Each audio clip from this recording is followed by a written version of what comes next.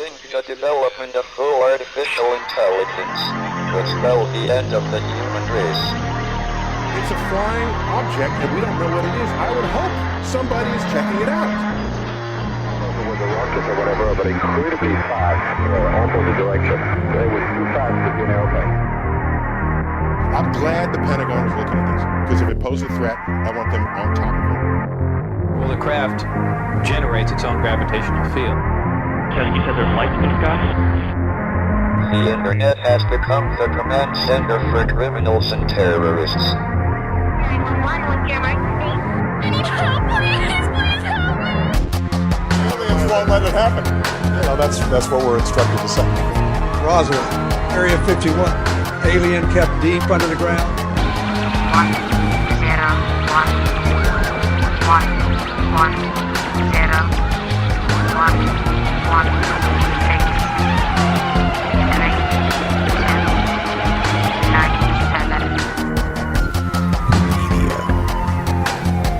Doesn't have your best interest in mind.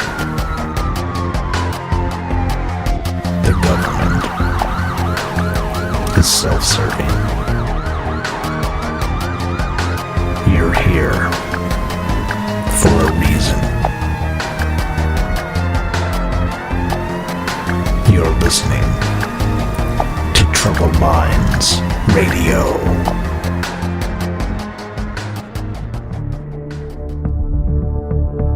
Broadcasting live from a secret bunker just off the extraterrestrial highway. Somewhere in the desert sands outside of Las Vegas. From somewhere in space-time, loosely labeled Generation X on planet Earth.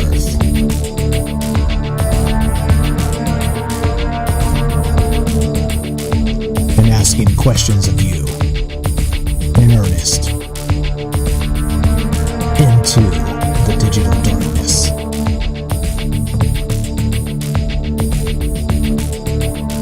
Good evening and welcome to Troubled Minds Radio.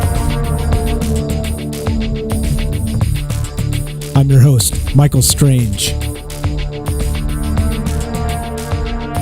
And hello to all of you who might also have troubled minds. What's up, guys? It is Friday, and that means it is show night. We're back to do it again. What is it? This is it. Talking about all the things we're not allowed to talk about. Aliens, conspiracy, the paranormal, the 24-hour news cycle, the government, academia, the technocracy, major corporations. You name it, we talk about it. If it's on the list of the verboten. That's what we're talking about. That's what we do. That's what this show is all about. And that's why we do it, because nobody else talks about these things. Other people do, just it's very few. It's very few. I can't think of another show in this format that's not on actual terrestrial radio that talks about this type of stuff, takes unfiltered callers, and is all about the conversation and transparency. I can think of one. That's this one. That's this one. You know what's up, Trouble Minds Radio. Did I mention this is live? I think I just mentioned this is a live show. So if you're listening on Friday, it's October, what the hell the day is it? It's October 9th. So if you're listening on Friday, October 9th, this show's live. And we do it this way because we want to include you. We've always done it this way. We will always do it this way. Because there's I'm just one dude, right? Sometimes we have co-hosts on here, and so that, sometimes we're just a couple people, and we don't know everything. No shit, right? No shit. Like a few people don't know everything, but the more we get together, the more we learn together, and the more we know together, and that's what this show's really about. That's really the bottom line of what this show's about, and kind of just leaving it open to talk about whatever in a judgment-free place. And if you want to do that, 702-957-1037. Click the Discord link. Discord is a chat client. It's a voice client. You can be on the show that way. We used it for the talk show. The youngsters use it for video games. And yeah, that's what's up. Troubledminds.org is the official website. You can find the phone number there, and you can find the Discord link there. And let's see. Am I quiet? My headphones down. Something's up. Something's weird. Okay. All right. So that's what's going on. We do it live for that reason. We're taking phone calls. We don't screen the calls. Apparently, Joe contacted me and said he's not going to be able to call tonight. So he's busy. He's got to be up in the morning. So he's not going to be our first phone call. So that now it's in your lap. If you want to be the first phone call tonight, we don't have to wait for Joe. We can hop on, and there you go. 702-957-1037. That's a Las Vegas area code where we're streaming from. We're also streaming on YouTube, streaming on Facebook, streaming on Periscope, which is part of Twitter. We're streaming on DLive. We're streaming on Twitch. And that's I think that sums it up. If there's another one we should be streaming on, let me know, and maybe we can fix that and make it happen. And tons of stuff, right? Tons of stuff to talk about. There's always tons of stuff to talk about. I don't even know where to start. Actually, let me explain what's going to go down. This is what we're going to do. We do shout outs first. So if you want to shout out, we're reading chat from all those places I just described: Twitch, Facebook, YouTube, etc. So just type in that chat where you're listening from. You'll get a shout out. We're going to do that first, just as a way to say hello and get us rolling here. And then we're going to do some conspiracy news. We always do some news to kind of start the conversation, to get you guys involved. And there's a ton, right? I probably pick out like 20 of them or 30 of them, like a lot. There's a lot. But we can just go for an hour and a half and talk about conspiracy news if you want, meaning me. Or this is time for you guys to call. So there it is. There's a phone number. But we'll do shout outs, we'll do conspiracy news, and then we'll do a topic. And the topic tonight, let's see. Maybe I have a sound clip here. Maybe we can play this.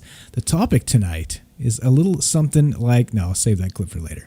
Yeah, we're going to talk about your dreams. We're going to talk about my dreams. No, we're not going to talk about my dreams. We're going to talk about everybody's dreams.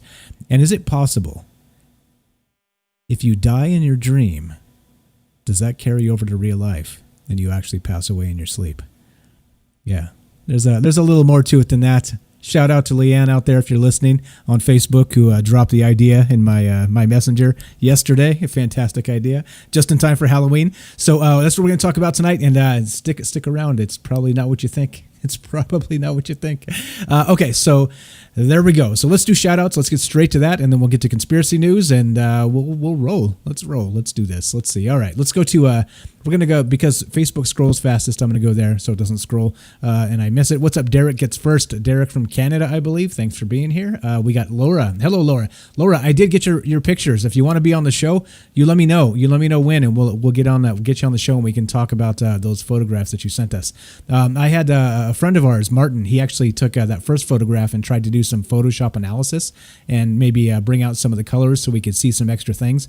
So maybe we can do that to the other photographs and get you on the show to talk about maybe Laura actually dropped us some photos with some spirits and some different things in them that anomalous things, I guess, would be the best way to put it. What's up, Kane? Good day from Melbourne, Australia. Thanks for showing up tonight. We got William, getting my trouble mind fixed. Radio fix, radio this, that, the other. Why's my shit blinging all over here? What's up, Matthew from Ohio? Thanks for showing up. We got Psycho. What's up, buddy? I got your photos, Psycho. Thank you. Very good stuff. If you want us to share those, let us know, and we can share those. What's up, Marcus? Thanks for showing up tonight. I see your alien emoji. I raise your alien emoji with a thumbs up, a Facebook like. What's up, William? How you doing? Cool music. Thank you. Let's see. Laura from Florida. We got Kane. Good day. What's Larry from Canada? What's happening? We got Diego from Orlando. Christopher, greetings, fellow Earthlings. How you doing? We got Diego from Oak Ridge. We got let's see. Diane, hello. We got Taylor. Howdy. Elizabeth from Southern Oregon. How are you? Or no, Elizabeth from Oregon, not Southern Oregon. That would be Philip from Southern Oregon. We got Psycho. What's happening, buddy? I already said that. Larry, Snoop Dogg was a semi-pro football player. Mandela, maybe. What's up, Laura? Thanks for tagging people. Share it up, guys. If you have not shared it up, it does help the reach of the show. It does help the show. Share it up on Facebook. I appreciate you sharing there, Laura. Now, Robert, I have the heart of a small boy. It's in a glass jar on my desk, says Stephen King. Great quote. What's up? How you doing, Robert? Thanks for being here tonight. Diego says, fly over my house. I flirt with the stars nightly. Fantastic. Let us know when you find something. Let's see. What else do we got? Esteban from Australia. Hello. We're getting more and more people from Australia. What's going on down there? The freedom is shrinking, isn't it? They're taking it away. William, good morning from Scotland. Thanks for showing up. Scotland, that may be a first. Let's see. Who else? We got Kevin. Just start the show already. Kevin, this show is not about a TikTok attention deficit disorder. This show is about a long-form talk show. Okay, we're gonna start the show already. It's a 3-hour marathon, man. This is a 3-hour marathon. We're not gonna just like jump into it. It's kind of like when you when you kind of start to get a little bit of, you know what I'm saying, and a little bit of, a little bit of ASMR thing going on, and you can't just like jump right into the thing, you know what I'm saying? Like you can't, you gotta take your time, man. Nice and slow. Yeah. Hey, Kevin, thanks for being here tonight. I didn't mean to make that overly, if you know what I mean. Okay, what's up, Larry from Wisconsin? Thanks for being here. John, inquiring minds want to know, what is Michael Strange's favorite Halloween candy? I don't eat candy. I save my my candy calories for beer. There you go. Now you know.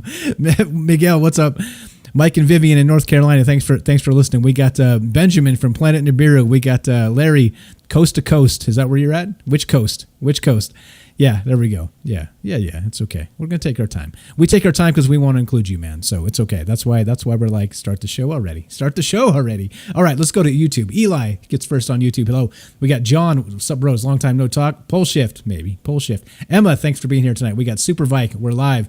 Let's see. Emma says, "Good evening, Michael Strange. Did you hear about Tucker or Carlson Tucker tonight?" I think you mean Tucker Carlson. No, I did not. What happened to Tucker? I know he had UFOs on there. I saw a little bit on Twitter, something like that. I don't know. Anyway, call me and let me know. I'd love to hear it. We got a phone call. We'll take that in a sec. The Curious Bunny on YouTube. What's up, Penny? Follow the Curious Bunny on YouTube, guys. And there we go. Let's go to this phone call. Let's go straight to the phone call, and we'll start the show. There we go. We'll start the show on the phones. Let's see. Push the talk button. There we go. Hello, testing. 1, 2. You're on Trouble Minds with Mike. What's happening? What's your first? This is Laura from Florida, isn't it? Hey, Mike, this is Laura. I don't remember me from last time. Can you send me your email again? I got to send you something. Yes, you did. So all those pictures you sent me, I got all those pictures. I've got all of them. They finally hit my email like 2 days later, and then you put them up on Facebook as well. So I have all the photographs. This is from last night. You're going to be interested in this. Okay. What happened last night? Okay, you know how there's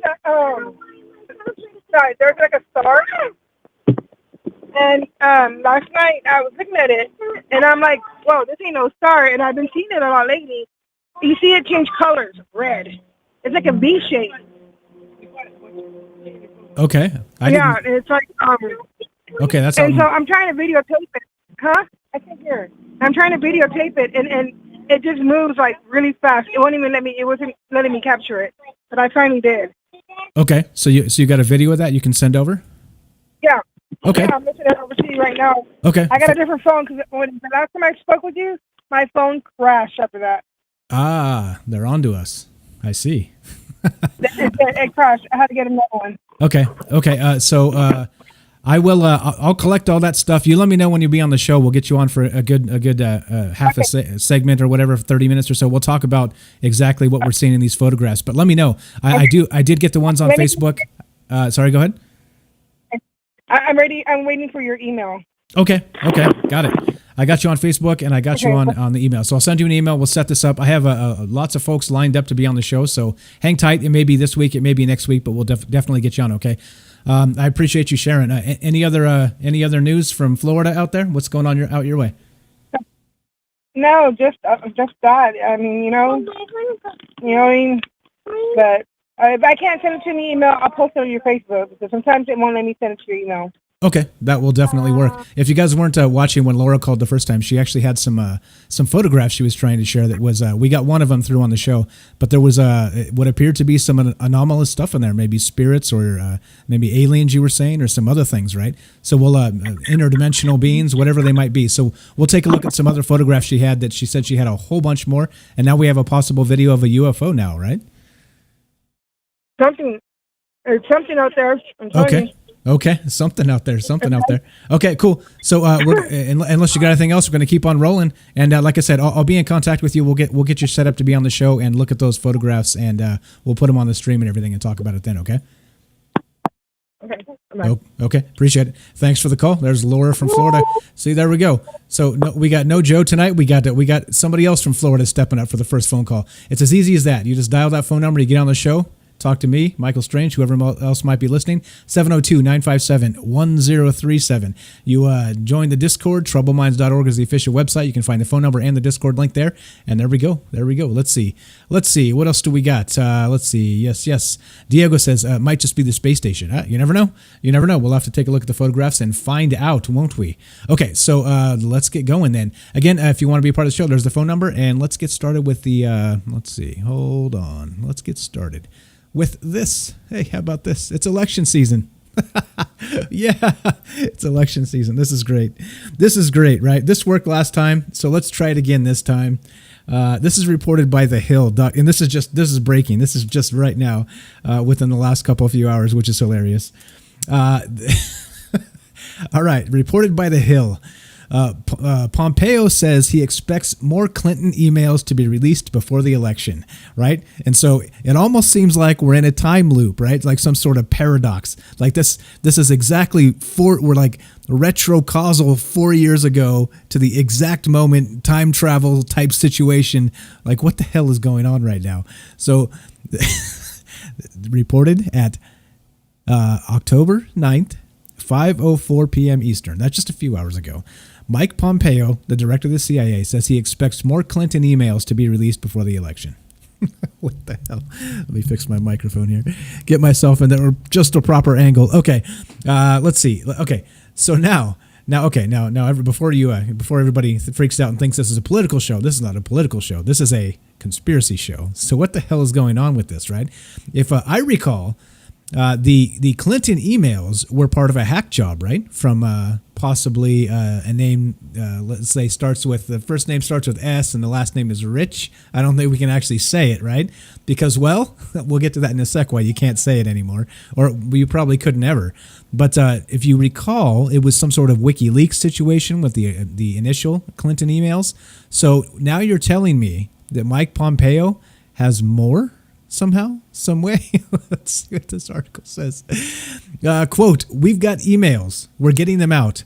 We're going to get all this information out so the American people can see it," Pompeo said during an interview with Fox News' Dana Perino. "We're doing it as fast as we can. I certainly think there'll be more to see before the election," he added when pressed about the timing. Pompeo did not specify exactly which emails he was referring to, though Trump and his allies have long railed against Clinton for keeping official emails with classified information on a personal server. Okay, so I don't know if they realize that they're not running against Hillary Clinton. Just public service announcement, guys. It's not Hillary this time; it's somebody else. But yeah, what's up, Johnson? Thanks for showing up. I see you there on YouTube. So what exactly is this, right? I'm nearly certain that this was a WikiLeaks job, right? And isn't now the difference between now and then with WikiLeaks is Julian Assange is up for an extradition, right, to the United States to be tried for what, possibly treason? What's he going to be tried for? Leaking classified information, for sure, at the very least. Like, who knows what's actually going to happen here? But this is a little bit weird, don't you think? Like, the timing is uncanny. Like, just before the election, 3 weeks or so before the election, we have, what do you know, more Hillary emails. Remember the Hillary email drama from last time? You remember this? With, like, the Anthony Weiner laptop, like, days before the election, and there's all this reopening the investigation and Jim Comey and all the drama that came out of all this. What the hell is going on? And if they've had these emails all along, why are we waiting until now for them to be released? As the quote says right here in the article, I didn't see the interview itself because I don't watch Fox News too much, or CNN too much for that matter, because I get a really terrible taste in my mouth either way. But he says, we've got the emails, we're getting them out. We're going to get all the information out so the American people can see it. We're doing it as fast as we can. All right. So if you've had them for 4 freaking years, why is it a race now? Why is it a race now? Polling? I don't know. A couple more shout outs. What's up, Darius? Thanks for showing up tonight. Moo, we got Justin. How you doing? We got a double moo. Benjamin says, what's up, Benjamin? Says, did you guys know when she worked in the administration under Obama, she had Epstein's mistress's nephew working in a high-level position handling sensitive information? I didn't know that. I didn't know that. What's up, Benjamin? Thanks for being here. Let's see. Yeah, so, okay. I just saw this. I didn't have time to really look into what any more than just this, just the article. And I saw it on Twitter. It seems like something's weird, right? So we got Julian Assange extradition trial, and then we have Mike Pompeo saying that we have additional emails. Okay, who Mike Pompeo is now actually Secretary of State, right? He's not the CIA director. He used to be. So, okay, he says, quote, they're in the State Department, but Mike Pompeo has been unable to get them out, which is very sad, actually, Trump said. I'm not happy about him for that reason. He was unable to get them out. I don't know why. You're running the State Department. You get them out, says Trump. So, yeah, right? I don't know. You tell me. What's going on with this? More election year garbage drama, the October surprise? I don't know. This shit is just... It's comedy, isn't it? It's like it's very what would you call it? What's up, Mir? Sub. This content is so baller. You sound like one of those Russian bots, man. Nobody ever speaks that highly of us. Okay, so anyway, just wanted to point that out. This was breaking today. I don't know what's going to come of this. Like I said, this is not about politics. We're not going to talk about the politics of this or the lefty righty BS. None of that. But what's going on with this? There's a little bit some other considerations here, especially the Julian Assange that's under extradition trial, right? So I don't know, some other weird stuff going. Let's go to Las Vegas news, right? Check this out. I keep saying that the violence is escalating, right? The media out there tells us the violence is escalating, right? We turn on CNN, we see the peaceful protests and things burning down behind the reporters and whatnot. But this stuff is going on, right? It's like election year drama, more BS, right?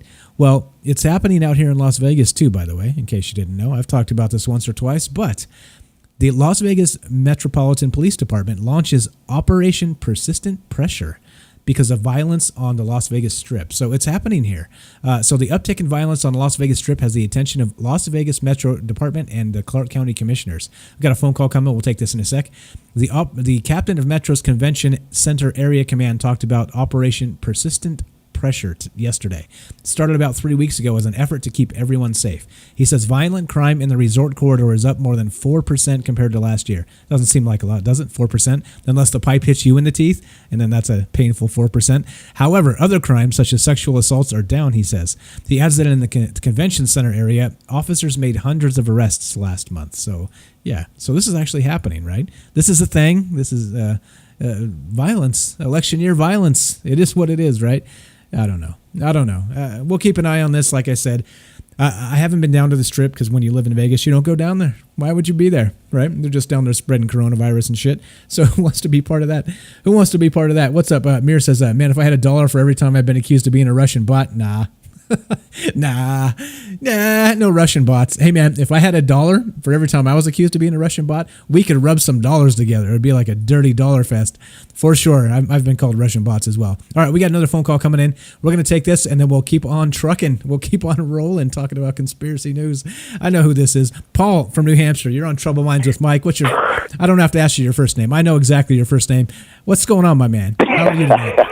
What's up, Mr. Strange? I'm a little, let's say lonely and kind of depressed, and it's kind of funny. I was online and I saw you were live, so I figured I'd drop in and say hi. Well, hello. Good evening. Good evening. Yeah, could be better than most. It's funny. What do you think of Pelosi trying to, did you talk about that already? I just dropped in. I saw you were talking about this crap at Pelosi with her the next Let's Fire Trump scam. God, when's it going to end, right? The next level of Orange Man Bad. Orange Man Bad. Yeah, I don't know. Yeah, Orange Man Bad. Well, it's funny because that's kind of a segue of what I kind of want to talk about tonight. And I think this gets kind of deep because we've talked about this many times. I think last time we talked about this, the Akashic record, where the Earth is going about training and life and things that are going on. And, I don't know if you know, I know you know this, but I don't know if, some of your listeners out there right now, I know a few of them probably do, because some of them follow me now, thanks to you, by the way, because, what a great job Mike's doing. But, one of the greatest influences of the human race died this week. And, his name was Eddie Van Halen. And, you know, when you look at this, the way that's what's happening here with this planet is that one man influenced generation upon generation of people. When I say generation upon generation, this is going to continue till, I guess, the earth ends, because we're still listening to Beethoven and Bach and these people that influenced Eddie, and then he innovated music. And, you know, like I said, a classic record, feel, soul, right and wrong. And no matter what you were, if you were a musician, you know, and I have to say there were people that didn't like him, but I can't understand why, because this guy absolutely was the best, the king of guitar. If it wasn't for him, I wouldn't do what I do. And that goes right down to everyday life. This guy influenced me, everything I touch, the way I am, the energy I have, the reason I play, the reason I continue to strive to be better every day. And unfortunately, I think most people don't get that. Call me wrong, but, you know, prove me wrong, I should say. There's a lot of people out there that just don't seem to get the fact that there's something more going on in this planet than just, dare I say, black and white.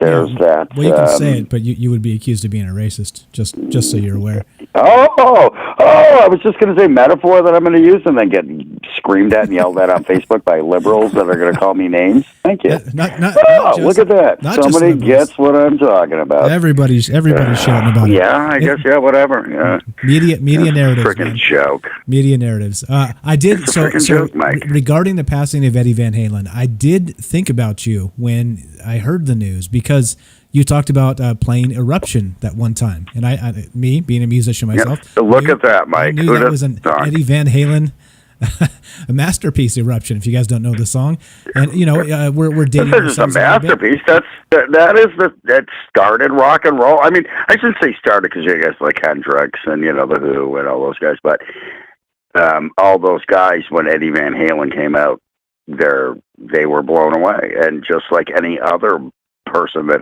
listened to music at any level, listened to him and said, okay, even people I knew that were into country, or my grandparents, my uncles, my aunts, my father, my mother, and I think it gets deeper with me because, like my mom and dad, I learned listening to guys like Frank Sinatra and whatnot, and when I heard Eddie the first time, and that was the year the album came out, shit, am I showing my age? We're old, Paul. We're old, Paul. Innovative music. Yeah. Are we? Yeah. I guess, Mike. Yeah. Is that why we're not spitting in each other's faces and slapping on the trunks, going "Black Lives Matter! Black Lives Matter!" Oh, did you see that video all over Facebook? I did not. I try and avoid Facebook for that reason exactly. But I mean, no kidding. Yeah. I believe you, though. I believe you. And so, I mean, I think regarding music, and back to Eddie Van Halen for just a second, like we always talk about on this show how words matter, right? Words are spells in that, repetition, brainwash, in that vein of things. Music is a level higher than that. It's like the frequency, the vibration that Tesla says about the universe. I think that is encapsulated in music by an unbelievable degree. You look at Stonehenge, and they say that it was set up for the drums and the binaural wave patterns with the echoing through the. I mean, there's definitely some sort of music and consciousness, definitely a higher level, in my opinion, than words, man. So, I get it. I understand. And like I said, I did think about you. I know you do. I heard the news. Yeah. But thank you so much. I appreciate that. And, and it's so funny you said that, because that just proves I guess my point. I don't know what my point is. How do you go through a week like losing the biggest icon of music ever? And especially now, because the world will not be the same with this guy, and there will not be another guy like him. There never will. But the point, I guess, the whole segue we're going to is that there's so much more than we understand. It. I think I'm proof in the pudding there is that this guy influenced me. And now, I hate to be narcissistic or whatever, but I know people that are literally touring the world right now, and if you put me up next to them on a guitar stage, they're going to have their hands full, and they know it.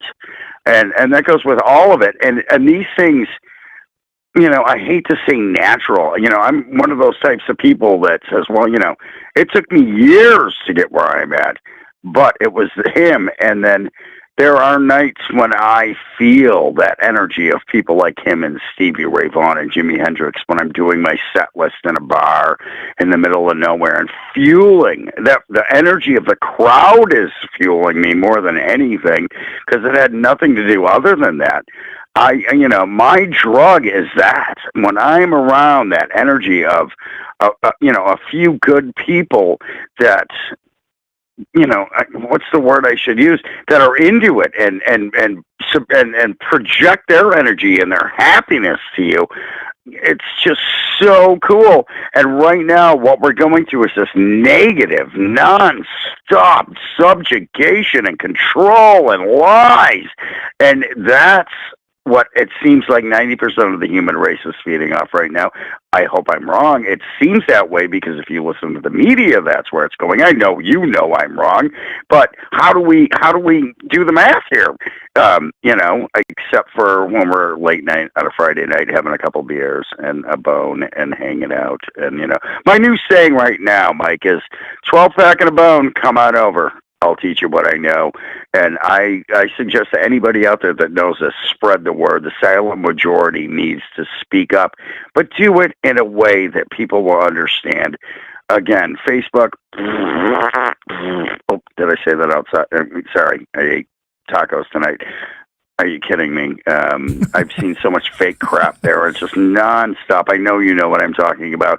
You can't spell. You have no use for grammar. You ask stupid questions. I can tell the fake from the real, and there's people out there that apparently are very intelligent that get sucked into this crap. And I get it, guys. I get it. Mike knows I get it. Stop watching the news, for number one, and, you know. Yeah, actually, put a smile on your face. I'm going to amend. I'm going to amend. Yeah, that's good advice. I'm going to amend the recommendation just a little bit. Continue watching the news in small doses to know what they want you to know, but do not, for the love of God, watch the news for the news. You don't get the news on the news. You get straight brainwash. Is what better yet, Mike. You've got it. And better yet, fill out your research. If you're going to watch the news, at least watch Fox and CNN and see the difference, and or whatever it might be, and then go read some articles. And if you're, you know, if your algorithms are picking up, so you're a liberal or you're a Trumpy, whatever, you need to look at all this stuff, and you need to take it all with a grain of salt and not just drink it. I mean, I think a good example of this is lately I've been seeing videos online of the guys that are going around asking people questions. If I ask you, you know, so Trump said this, and then they go through all of Biden's racist quotes, and then they're like, oh, what a pig he is, and we need to get rid of him, and I hate him. And he goes, well, actually, that was Biden. And then they're like, oh. They do that for everything, right? These stupid politicians are so flip-flop bullshit that they expect that we have like a 6-week memory span. That's all we got. And then they figure after 6 weeks they can completely reverse course. It's dumb. It's stupid. Sorry, go ahead. Well, I was just going to say, you said it. It's a 6-week memory. Well, apparently when you do this, they're out in the middle of a park asking these people these questions, and this is the problem. They all say the same thing. They don't even know the truth because they're so stuck on this path of, oh, morning news, go to work, do this, hang out in the park, watch the night news on local channels, which are all owned by liberal, can I say a swear word? Hey, man. Lying pieces of shit, cocksucking, whoa, big black dildo wearing. Wait. Yeah. You asked for one swear word, and then you just went nuts. Come on, man. I'm sorry. You went nuts. Come on, slow down, buddy. Slow down. I did, yeah. Slow down, buddy. I have to get sorry. Yeah, I know. I don't want to get in trouble. I apologize. You're good. But you're good. It's the truth. And yeah, it all seems to say, I know you're being sarcastic, but isn't that what this is about? We need more sarcasm in life. We need more joking. I hate it when somebody comes along and make a joke. Somebody posts one of these things. Oh, there's so many rude people in here. And I was like, well, there's so many people here that can't use spelling or grammar because the guy that posted this question can't put it together. Well, I know he's fake, and I know he's driving traffic, and then I got 20 people ganging up on me. How dare you? What are you, a spelling Nazi? No, I'm just saying. And it was a joke. And then I have 50 people laugh at it, and the other 20 people attacking me. And then when I don't say anything, oh, I guess we won. No, you didn't win. You proved my point. And how do we prove this point over and over and over? What? Get your faces out of your phones. Get your faces out of your phones. Smell the fresh air. Careful. Watch this stuff. Go, yeah. Careful, Paul. Careful. You know what you're starting to sound like? Yeah. You sound like a crank. Get off my lawn. Sound like an old crank. Yeah, well, I guess, yeah. Are we old though, Mike? Did we? Yeah, no shit. I guess I'm old. All right, God, what happened to me? Yep. All right. Okay, we're going to keep on trucking here. Final thoughts. Everybody, this is Paul, All right. the New Hampshire UFO hunter. Follow him on YouTube. Any final thought there before you take off? No, yeah, check me out on Facebook, New Hampshire UFO hunter. Thank you. Mike, love what you're doing, as usual. I'm so glad we connected tonight, and you're on the path. You always will be. Love you, brother. Hope you're safe, and wear your masks. Put your masks on, and fuck sir. me. And you, Did I swear again?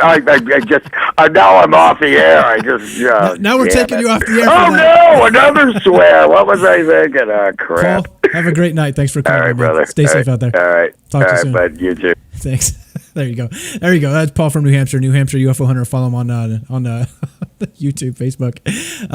Okay, so point being, right? You get the idea. This is a conspiracy show, but everything in the media is a conspiracy, right? Like everything, literally everything. You can't pull up a freaking science article without there being some sort of a collusion conspiracy behind the bullshit, because these three guys peer reviewed when they probably shouldn't have, and gave it a favorable thing when they're not, because they're trying to get their buddy through type shit. You know what I mean? Like, this is the world we live in. So yeah, you may think that Eddie Van Halen and talking about music and whatnot is not a conspiracy. I don't know. I think not necessarily a conspiracy. Let's talk about ascension and music and frequency and vibration. I think that was kind of the point there. Anyway, what's up? We got a couple great comments here. Lots of great comments. What's up? Let's see. Mir on YouTube says, definitely something weird about music and the phenomena. The harder I look at it intellectually, the less clear it is, but the better the plane becomes. There it is. What's up? Let's see. Johnson says, strange. Is this conspiracy and UFOs, or how this guy's upset about the star's latest death? Hey, everybody chill, man. Everybody chill.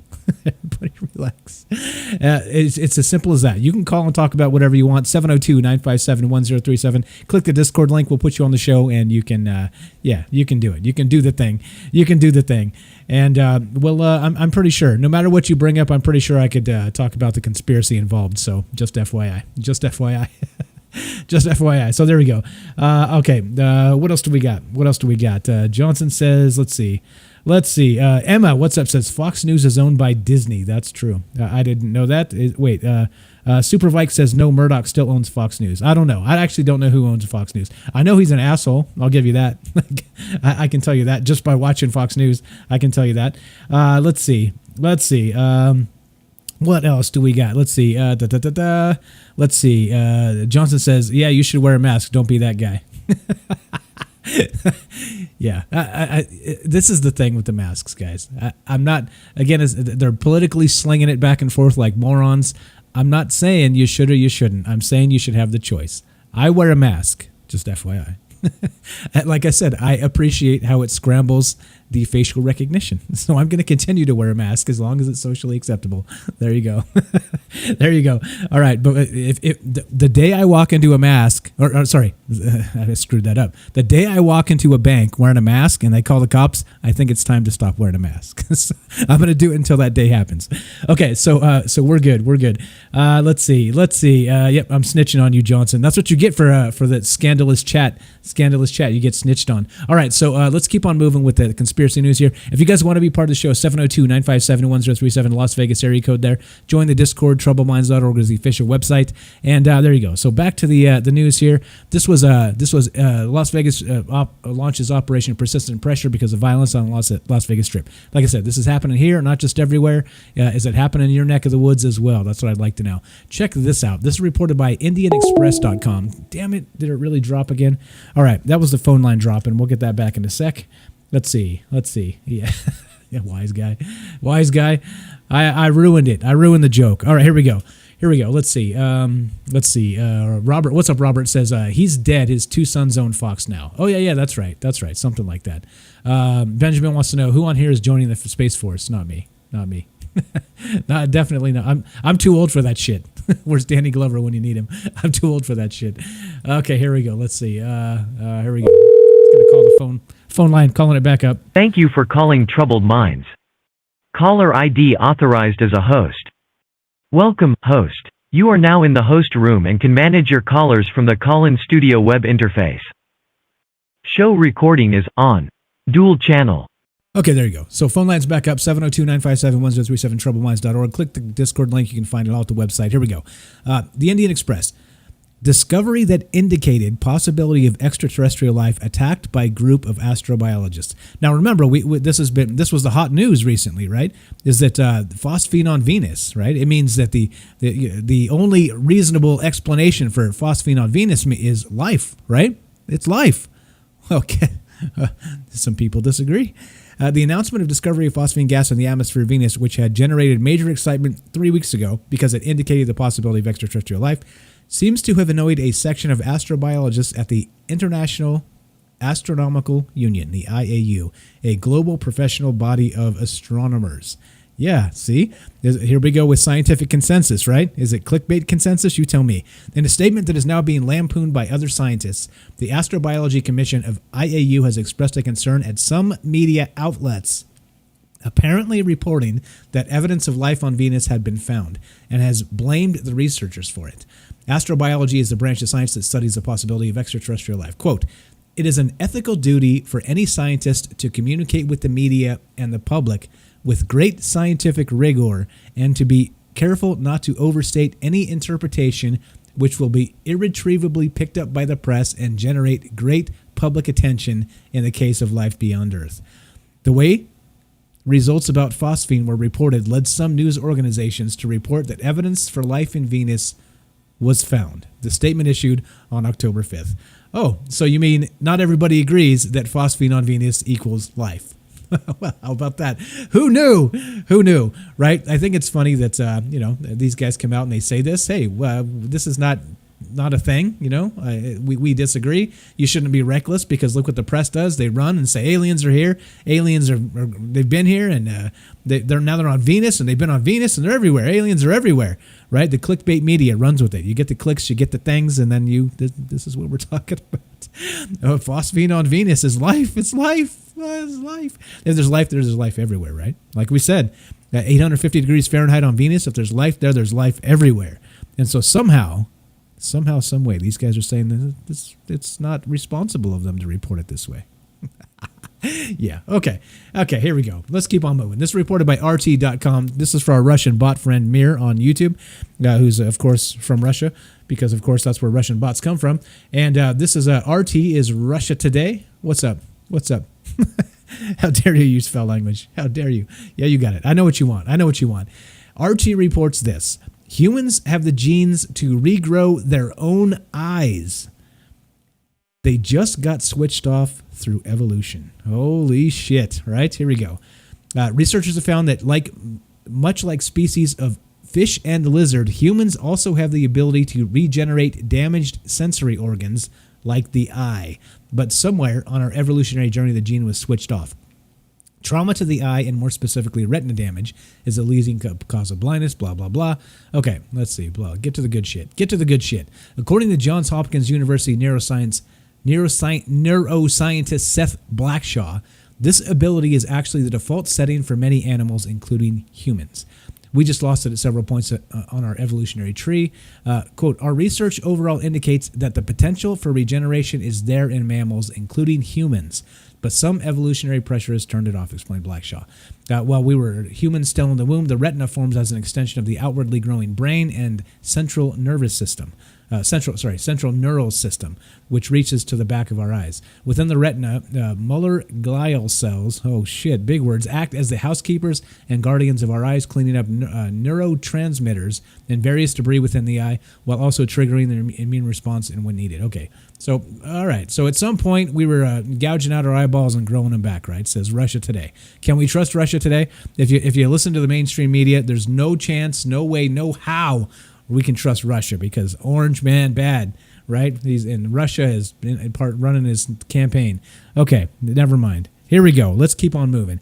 Now, this is reported by the New York Post, another fantastic source of news, which, of course, there are no longer any fantastic sources of news, so take that with a grain of salt.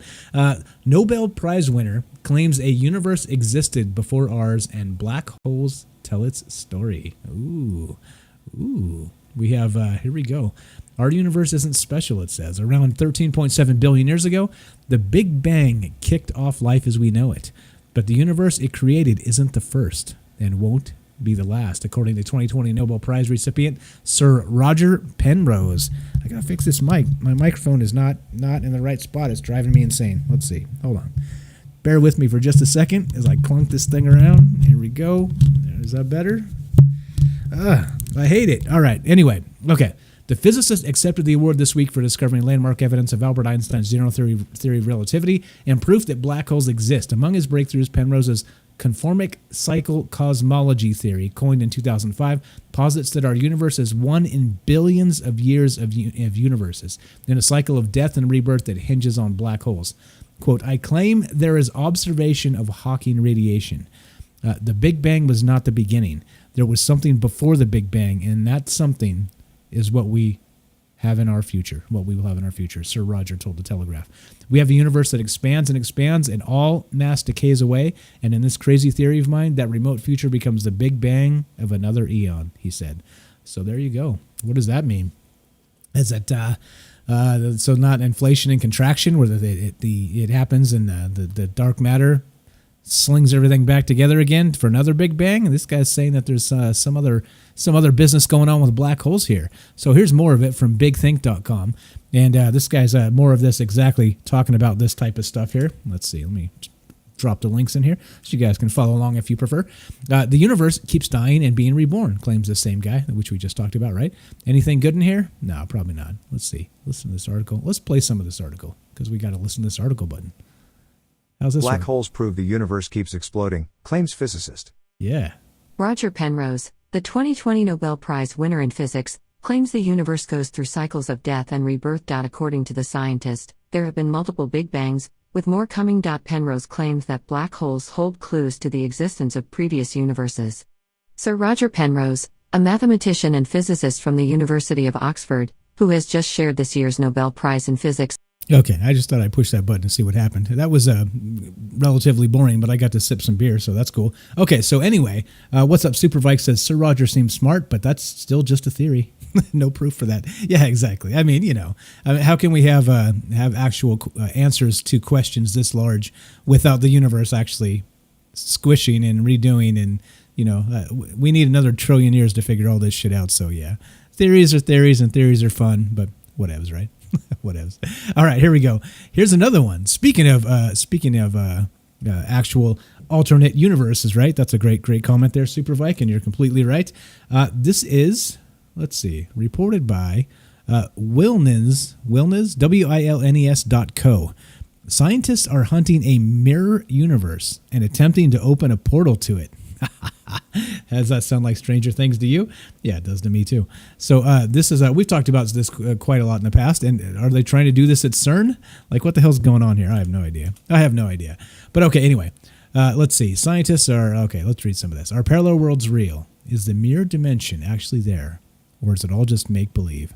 These are the questions that Leah Broussard and the rest of her colleagues at Oak Ridge National Laboratory in Tennessee actually asked themselves as of late. Well, I'm glad they're asking it because we've been asking it too. It continues. They believe that the secret to uncovering this mystery is hidden behind oscillation. And in order to commence this experiment, they plan on sending a beam of subatomic particles, I can't read tonight, down a 50-foot tunnel past a magnet into an impenetrable wall. Okay, so the whole experiment will last around a day or so, but analyzing the data could take up to many weeks or even months. So I guess an impenetrable wall, they're supposedly going to have some sort of mirror reaction on the other side of this wall, based on sending these this energy particles into this thing. So anyway, this is not new. We've talked about this a lot. We've speculated CERN and the rest of this stuff. So there's a lot of stuff here. So what's actually going on? Do you believe in mirror universes, multiple universes? I don't know. I don't even know what to think anymore. There's too much of this craziness going on here. So here we go. Let's go to the phones again one more time. If you guys want to be part of the show, 702-957-1037. Click the Discord link. And let's see. Let's read some chat. Let's see. Yeah. Be nice to each other in chat, guys. No need to be coming after each other. Oh, no. No. Derek's joking. This is what Derek wants. Derek wanted one of these. How dare That's you? what he wanted. There you go. That one's for you, Derek. That one's for you. Okay. So, the multiverse, right? Yeah. Supervike's Johnson's got it. It's the multiverse. Let's see. Penny says Disney purchased Sky News in the UK. It's why it's far left Marxist crap now. Really? Disney bought Sky News? Is that right? What's up, Fred? Thanks for showing up. Fred from Arizona. Thanks for being here. And let's see. Okay. Give us a call, 702-957-1037, talking about all the things. And we're going to get to dreams tonight. We're going to talk about dream states. We're going to talk about if you die in your dreams, what happens? What happens? Is it a thing? Is it like the folk tale? Is it like the Halloween tradition of when Freddy Kruger comes in your dreams and takes your life? He also takes your life in real life. We'll talk a little bit about that and the rest of this as we continue to move here. But let's see. Where are we at time-wise? And let's get to some more conspiracy news. One more time, 702-957-1037. We do it live so we can include you. Join the Discord. You can talk about this and all the other things. And there we go. And let's see. Johnson says, you can't die in your dream. You wake up in it. We'll put that to the test. We'll talk about that. We're going to talk about that. So we're going to talk about dream states and whether you can or cannot die in your dreams here. Okay, let's burn through some more of this. This is some pretty interesting news. Let's go to this. I meant to get to this last time and we didn't quite get there. But this was in the immortal words of Todd, OG Todd. Todd's not listening tonight, I don't think. But if he does and listens to an archive, which he never does because, well, he's got more important things to do because he's an important guy. But you have this, in the immortal words of OG Todd, 11-year-olds twerking is never a good thing. And so, as reported by NBCNews.com, Netflix indicted in Texas over lewd depiction of children in Cuties, which is a Netflix, I guess you would call it a documentary or something to that effect. I haven't seen it myself. We talked about it with Ash briefly when he was on the show there. But a grand jury indictment for promotion of lewd visual material depicting a child was filed on September 23rd over the French film. Oh, is that it? Because it's French. Let's see if we can play part of this video. Maybe it's good. Maybe if it's not good, we'll just we'll read some of the articles. Sometimes the video's better. You know what I mean? Let's see. Let's see if they can depict this better than I can read it. And go. Nah, see, we got a damn commercial. We got a Jack Daniels commercial. All right, that's why I got to read it. Netflix is now facing a criminal charge in the ongoing backlash over Cuties, a French film centered around an 11-year-old girl living in Paris who wants to join a local free-spirited dance crew. A grand jury indictment for promotion of lewd visual material depicting a child was filed on September 23rd in Tyler County, Texas, according to the Texas State Representative Matt Schaefer, a Republican. NBC News obtained a copy of the indictment Tuesday, confirming Schaefer's tweet. The indictment states that Netflix promoted, distributed, and exhibited material which depicts the lewd exhibition of the genitals or pubic area of a clothed or partially clothed child who was younger than 18 years of age for the prurient interest in sex. It also states that the material held no serious literary, artistic, political, or scientific value. Yeah, that sounds like 11-year-olds twerking to me. Yeah, none of that stuff, literary, artistic, political, or scientific value. Netflix, let's see, there we go. There's the actual indictment. So this is a real thing. Matt Schaefer put the actual court documents up. What do you guys think about this? I haven't seen this. We talked about this a little bit. Like I said, it does seem that kind of putting up, little girls twerking, for lack of a better term, in tiny clothes and sexualizing them, to say that, to use it as an example of the sexualization of children and how it's bad. It seems like backwards, doesn't it? Maybe you could like make a documentary about that without having little girls in it with, tight clothes and. Yeah, I mean, there's other ways to do it. You can talk about it and not show this, like Ash was saying, you got to cast these girls over how many months. You got to, put them through auditions. It just seems like the entire process is like head smack stupid. But well, here we are, the world we live in. I just don't know. John says you are not supposed to be able to have to read in a dream, but I distinctly have memories of dreams where I was sent text messages. That I was reading, so I don't know. My brain must not work like scientists say. I think many brains probably don't work like scientists say. Robert, what's up? Says Sky News Australia is owned by Rupert Murdoch's News Corp Australia, and is no longer connected to the British channel of the same name, which was bought by Comcast last year. There you go. I'll take your word for it. I don't know. I didn't look it up. I don't care. I know they're all assholes. That's what I know. That's all I know. These mainstream media outlets and the people that own them, they're assholes. That's basically how I break it down. And you know how I do? I watch it, and then I go, yep, assholes. Yep, it doesn't take long to actually come to that conclusion either. Let's see. Millie, what's up? Thanks for showing up. Says, how about quantum physics and how we can shift realities? That's pretty good. So we're actually going to get into a little bit of that in the topic tonight in a little while.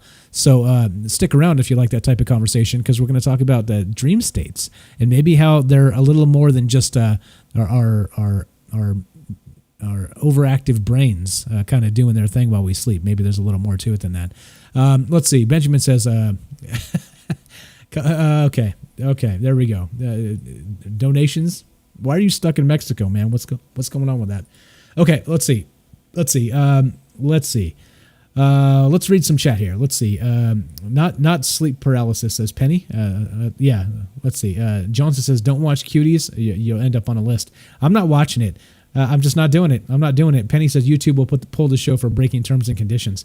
No, oh yeah, that's true. If I play part of the video, right, part of the Cuties video, yeah. Penny says it's a show for grown men. Yeah, to watch, not kids. Emma says it's a show for pedos. Yeah, it certainly seems like it. Doesn't it? Yeah, Johnson says don't label us all pedos. That's true. That's true. Let's see. Who else? The person who made Cuties should be in prison, says Emma. And Hollywood is sick altogether. There's a lot of child trafficking, and I think that's we've heard it from the Corey Haim story. The what's the other guy? Corey. What's the other guy? The other Corey. The two Coreys. You guys know who I'm talking about from way back in the 80s. Like. And Elijah Wood, and like there's been a lot of people that have come out in Hollywood that have said that these things are happening and it's real. So yeah, it's terrible. Robert says a dream is a wish your heart makes. What about nightmares then? Because we're going to talk about nightmares mostly. Let's see. What else do we got? Lost Boys. There you go. That's the one. Let's see. Feldman. That's the guy. Thank you, Corey Feldman. Corey Haim, Corey Feldman. Like they've talked about this quite a lot. Haim famously ended up dead, right, of a drug overdose, I believe, as a result of this, or in large part to this. So I don't know what's going on here. This is it seems to me, like I said, you can do a documentary with, about, for example, you can do a documentary about true crime without, murdering people on screen, right? You know what I'm saying? Like, you can do that. They do it all the time, don't they? So how on earth do we have this Cuties supposedly depicting the sexual exploitation of children in a negative light by doing it on screen? It again, like this is the upside down world we live in. It makes no damn sense. Are you kidding me? Come on, you're kidding me.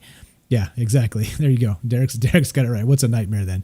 Yeah, thank you. Todd says, what's up, Todd? OG Todd. There's OG Todd. Well, how you doing, buddy? Corey Feldman. Yep, that's the guy. So yeah, in the immortal words of Todd, 11-year-olds twerking, in case you missed it.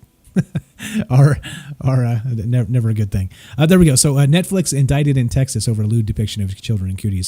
So finally, maybe somebody's doing something about it. I was wondering, right? It seems like if you're in the if you have enough money behind you, you can get away with probably literal murder, right?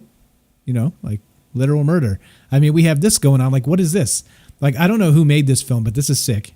Clearly, without me watching it, I've read depictions of what happens in it, right? Clearly by disgusted people, because nobody's gonna like be putting it up there to draw attention to it if they're into that, which is sick. But come on, right? Like, how do you get away with this and then not get indicted? So maybe we hoped this was coming, let's say, and so hopefully they do that thing. Todd says Charlie Sheen raped Corey Haim, and that's one of the claims, right? That's one of the claims, exactly. That's what they said. Derek says dreams are tied to an alternate universe, and yep, that's kind of what we're going to talk about a little bit as well as nightmares. So hopefully your heart doesn't wish for nightmares, because some of those can be terrifying. John says it was a social experiment by the pedophiles in Hollywood to see how accepted it would be with this politically correct horseshit the world that we were forced to live in, which is weird, right? Maybe. So if they get away with it once, right, they'll continue. So that could be. And Ash said they defended it by saying it was a French film, right?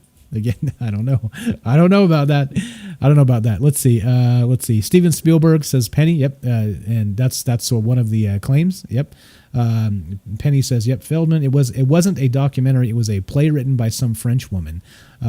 Eddie, what's up, Eddie from Las Vegas says, I don't know how the movie is even allowed to exist. Agreed 100%. Thanks for showing up. There's Eddie from the last show. Thanks for showing up, man. We got, Penny says, they hoped they could hide behind the writer being a minority. Oh, is that what happened? Isaac Cappy? Yeah, I don't know. It could be, right? Because again, the intersectionality of this versus that, depending on the other, divided by socioeconomic status, carry the one, and then maybe you get something acceptable. I don't know. It's, again, we live in the upside down. Everything's backwards and upside down, and I don't know what to make of it. But I'm glad somebody's doing something about it, even though you got to think that, given the money behind Netflix and whoever the money is behind the director here, and what's going on is that somebody's going to get away with this, right? Somebody's going to get away with this, I'm pretty sure, because that's just the way it works. That's definitely the way it works. What's up, Taylor? Taylor says that, well, of course, it's Hollywood. Exactly. Hey, Hollywood, what's up? That makes me glad I'm from Texas. I agree. Thanks for showing up, Taylor. Okay, what else do we got? Let's see. What else? You can't criticize minorities, says Penny. Yeah, well, that's part of the game, right? Part of the game. It's a little bit sick. It's a little bit gross how they use people as commodities, and especially minorities, right? They use them as not only, I've always said this, a political weapon and a political shield at the same time. Just depending on what they need, you can flip flop it one way or the other. You're racist, or you're a bigot, or you're holding back minorities, and that's your shtick in life, right? That's you live. I've been called that too. You guys know I've been called racist and everything else in the book because, well, I see what they're doing. I see what they're trying to do, and if you speak the truth, well, you get called names. Yeah. Let's see. You dudes get blamed for everything. Says Penny. Yeah. I agree. Well, I don't know which dudes, but dudes in general. Let's see. I'm trying to load up the next article here from Nat Geo, but they're kind of assholes sometimes, and they don't let things load, because, their server sucks. Anyway, it's loaded, so here we go. Yep, nope. Every single time I pull this up, I get they want my email. Okay, anyway, let's skip that because they don't want us to read it on the air here. All right, let's talk about this. This is from theconversation.com, and this is exactly, oh, I see. White guys, Penny says. White guys get blamed for everything. Yeah, well, hey, Taylor says, well, all you green men look alike. Yeah, I guess maybe that's true. I guess that's true. Ash is a little bit different, but, whatever. Okay, let's see. William says, trying to get a foot into legalized pedophilia, just like science saying it's genetics. People are born to be pedo. Oh, yeah. God, I hope not. I hope that's not where we're headed here. Let's see. Benjamin says, maybe Epstein is tied with Netflix, Mike. Yeah, it could be. That could very well be, right? That could very well be. So, again, you never know whose money is behind what, and all the dirty dealings in Hollywood and everywhere else. And not only that, remember in they just recently made that law thing in California, right? We talked about that just briefly where they actually extended within 10 years you couldn't be prosecuted in California now if you had oral sex or anal sex with a minor within 10 years. So that means that if you're 18, that means you can have sexual relations, consensual relations with an 8-year-old and not be prosecuted for it, not listed on the sex registry. I mean, there's something at play here, right? And they say it's like an anti-LGBT thing. I don't know. I don't quite know if that's the case. I think that's pedophilia. Either way. Okay, let's see. John wants to know, what do they call French fries in France? I have no idea. That's a good question. Fried potatoes, maybe? That'd be my guess. Let's see. What else do we got? Let's see. Johnson says, don't all films have to be vetted first? So who's to blame? Netflix, the director of the country that approved it? And Penny says, Netflix are funded by the elite pedophiles. I mean, maybe, right? I think all of this is kind of comes into question. Like, whose judgment was that to let it go? Who greenlighted it? Who thought they wouldn't be prosecuted? Who allowed their children to be cast in this movie, right? I think there's something to be said for that as well, right? If you had an 11-year-old daughter, would you let her twerk in a leotard to be put on a Netflix movie? You know what I'm saying? I think it sends a bad message all the way around, you know, as far as lessons for children, you know? Well, you do what you got to do to get the job, honey. You know, it's like, no. It doesn't have to be like that. Taylor says we need to just throw California away. Yeah, I'm from there. It's a shame. It's a shame. It's a damn shame. It's a beautiful place, but, you know, it's hard to not step in shit when you go to the big cities now. It's terrible. Okay, here we go. We're going to go to theconversation.com. This is, actually, if you guys want to keep talking about that, this whole show's about you. So if you want to be part of this and you want to give us a call and talk about this, 702-957-1037, click the Discord link. If you want to continue that, talk about cuties and what's going on with that, we can continue that. We didn't really talk about it too much last time or this time really, so we can give it some time. If it's what you want to talk about, we can do that. There's the phone number. You can get on with Discord and talk about that as well. Just go to troubledminds.org, the official website, click the Discord link and hop on and we'll put you on the show. Simple as that. Let's see. Millie says, in Cali or any state, Benjamin says, that's our so-called fine establishment, Mike. Yeah, agreed. It's terrible. Taylor says Austin is just as bad. Yeah, unfortunately. Let's see. Penny says Utopia on Amazon is so close to real life, they have to stick a disclaimer in every episode stating it's not real. I don't know anything about it. Utopia on Amazon. Check it out. Oh, it's about 2020. She says, okay, all right. About what a fucked up 2020 it's been.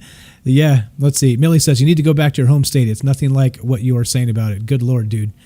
Well, go to San Francisco is what I'm talking about, really. Are you talking about California, you mean? Yeah, I'm from there. I'm exaggerating a little bit. I'm a little bit of hyperbole here, but tell me this: if you've been to the Bay Area, okay, that's where I came from, the San Francisco Bay Area, okay, and you take BART, right? What is it? Bay Area Rapid Transit, BART, B-A-R-T, right? If you're familiar with the Bay Area, okay, and I'm not exaggerating, and this was 30 years ago. This was the thing. You would take BART, you would go to San Francisco, you would go up the escalator, and as soon as you came up into San Francisco from the BART platform, you know what you would smell? Does anybody know? Yeah, urine, and this was 30 years ago. So, you know, like if you're like challenging me on my what I know about California, I think maybe you're living in really nice parts of California because they exist. I agree, but when you go to the big cities, again, go to BART. Yeah, I can't imagine what it smells like now, but go to BART, go up the escalator, going into San Francisco, and tell me what it smells like. It probably smells worse than that now, but that's what it used to smell like 30 freaking years ago. So, yeah. So Millie, if you want to challenge that, no problem. But I've seen it, I've smelled it with my own nose. So yeah, it is a thing. It is a thing. Let's see. I live on Bush and Jones and SF. Okay, so check it out. Confirm for me that I'm right or I'm wrong about when you come up the platform on BART, it smells like piss in San Francisco. It does. It totally does. Okay, anyway, I'm not going to get into that specifically. I'm just saying. Psycho says good and bad everywhere, and that's true. That's totally true. Okay, so yeah. Let's see. Okay. All right. So let's go to the Zuckerberg article here. This is okay. So in a battle of AI versus AI, researchers are preparing for the coming wave of deep fake propaganda. All right. Here we go. Here it is. So think about it now, right? So we have deep fakes. We've seen them. We've seen that Vladimir Putin and Kim Jong-un and the rest of this, right? So it's not quite there yet, right? It's not ready. It's not ready to fool us. All right. But imagine it's close. But imagine 4 years from now, or let's say in 4 years, it's not quite ready for the next election, right? Let's say 8 years from now. Now we have all kinds of fake news being spun. Like, what is that Megan Whitmer thing? Anybody following that in Michigan? Like, was that real? Was that fake? Like, what the hell's really going on with that? Who the hell knows? I can't. You can't get any information about it, so who the hell knows, right? You have just a statement, and there was a plot. There was a terrorist plot that was thwarted. Okay, go get them, guys. They're burning down cities. Like maybe you could start there. In my opinion, So who the hell knows? Who the hell knows what's going on here? But 8 years from now, let's say we have real deep fakes, and we have the rest of this where you're not going to be able to differentiate. Maybe you watch news twice a week, and maybe what you see is a deep fake. Maybe you see Tucker Carlson doing his news segment on Fox, and he's talking to whoever, like the presidential candidate, as far as you're aware, and you don't even know it's fake. And guess what? Propaganda has reached a new level, and this is exactly what's going on here. This is a little bit terrifying that we're at the point where next time you turn on the television, and it's ish in years and months and where it's coming and where it's going, that you may or may not be looking at the real thing. Like, they may be able to fake it, and not just of course Russia and China and the adversarial state actors are going to be doing their thing and trying to derail elections and send us propaganda and demoralize us, which what's his name, Yuri Bezmenov talked about back in 1983. By the way, he talked about this process happening. So I mean, this is a thing. But imagine when knuckleheads like me, I'm not a propagandist, and I'm not going to try and run a bunch of shit on here to try and fool you guys. The things I talk about, for the most part, I put up sources, and you can check the sources, whether they're right, wrong, or indifferent, whether they're garbage or fake news. That's why we talk about it. That's the whole point. So if this is going to be real soon, like within a year or 2 years, definitely within 8. I think most of us will agree that in 8 years, these deep fakes will be completely identical to real life. And they'll be everywhere. And people will be pumping them out of their basement in propaganda mills on the payroll of whoever. This is going to be scary. This is scary times indeed. This is scary times indeed.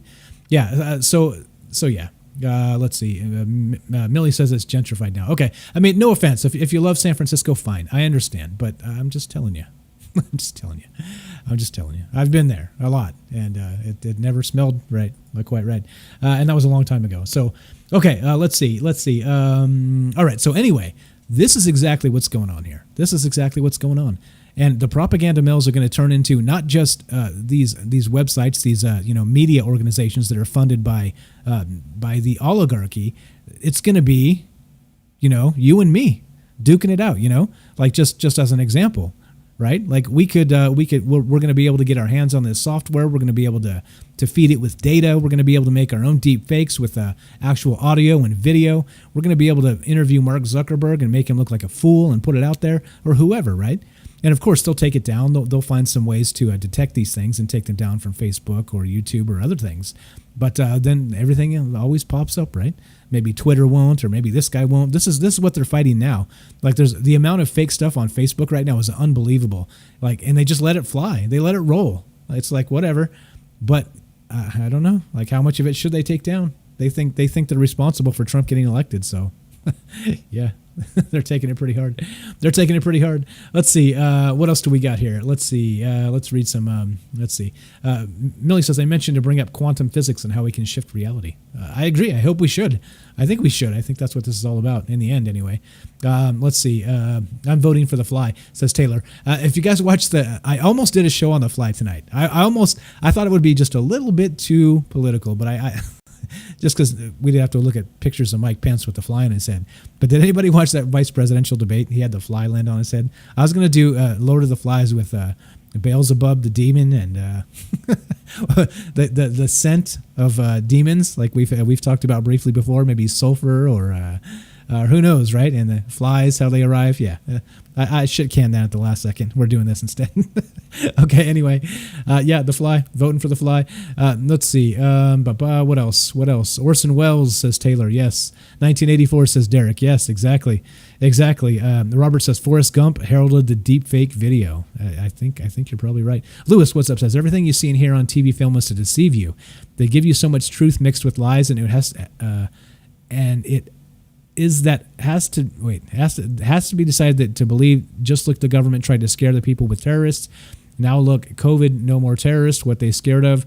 Yeah, I mean, exactly. I think that's part of the problem, right? The propaganda, and how the government's involved, and they act like they don't know, right? They act stupid, like, oh, did CNN say that? No, bullshit. They got off the conference call with you, Pelosi, and they did the thing, or you, McConnell, and Fox News did the thing. Like, come on. We're not stupid. Like Operation Mockingbird. Look it up. It's a Mockingbird Media for a reason. That's why we call it that. Okay, so anyway, what do you guys think about this AI stuff? They're battling, right? The AI, a battle of the AI. So we're going to have, once deepfakes become indistinguishable from the truth, then we're going to have AI versus AI trying to sniff out deepfakes, right? And then so we're going to have the showdown, the AI showdown. Can my AI beat your AI and fool your truth fact PolitiFact detector? Oh geez. Anyway, let's see. What do we got? Some other good chat. If you want to be on the show, talk about this or whatever else we've been talking about, or whatever, Eddie Van Halen for that matter, 702-957-1037. Click the Discord link, get you on the show. You can talk about this and whatever else. And we're going to get to, let's see, what time is it? About 10 minutes, we're going to get to the topic. So if you want to talk about dreams and nightmares and what happens when you die, what happens when you dream, is it possible that there's some sort of connection between our mind and like an alternate reality, this multiverse we talked about a little bit earlier? That's what's on deck tonight, and we're going to do it in a little bit of a scary way through the nightmare vine. Let's see. Okay, let's see. Let's see. Reading the chat. Let's see. Penny says they force us to pay a TV license in the UK to get our daily propaganda. Seriously? You have to pay a license and then you have to pay for the TV as well? Oh, wait, no. Penny says if you don't pay, you go to prison. What? Seriously? Oh, geez. Let's see. Interesting. They send goons to your house. Okay, that's worse than here. That's worse than here. At least we do it voluntarily still. Dear God, that's terrible. Mateo says, once the AIs figured out who their real enemy is, we're done. Yeah, exactly. Once the two AIs that are competing are like, wait a minute, we should just be killing the people. Let's team up. High five, buddy. Where's Ash? Where's Eddie? Eddie's right here. You want to hop in the chat, Eddie? You want to come on in and say hi?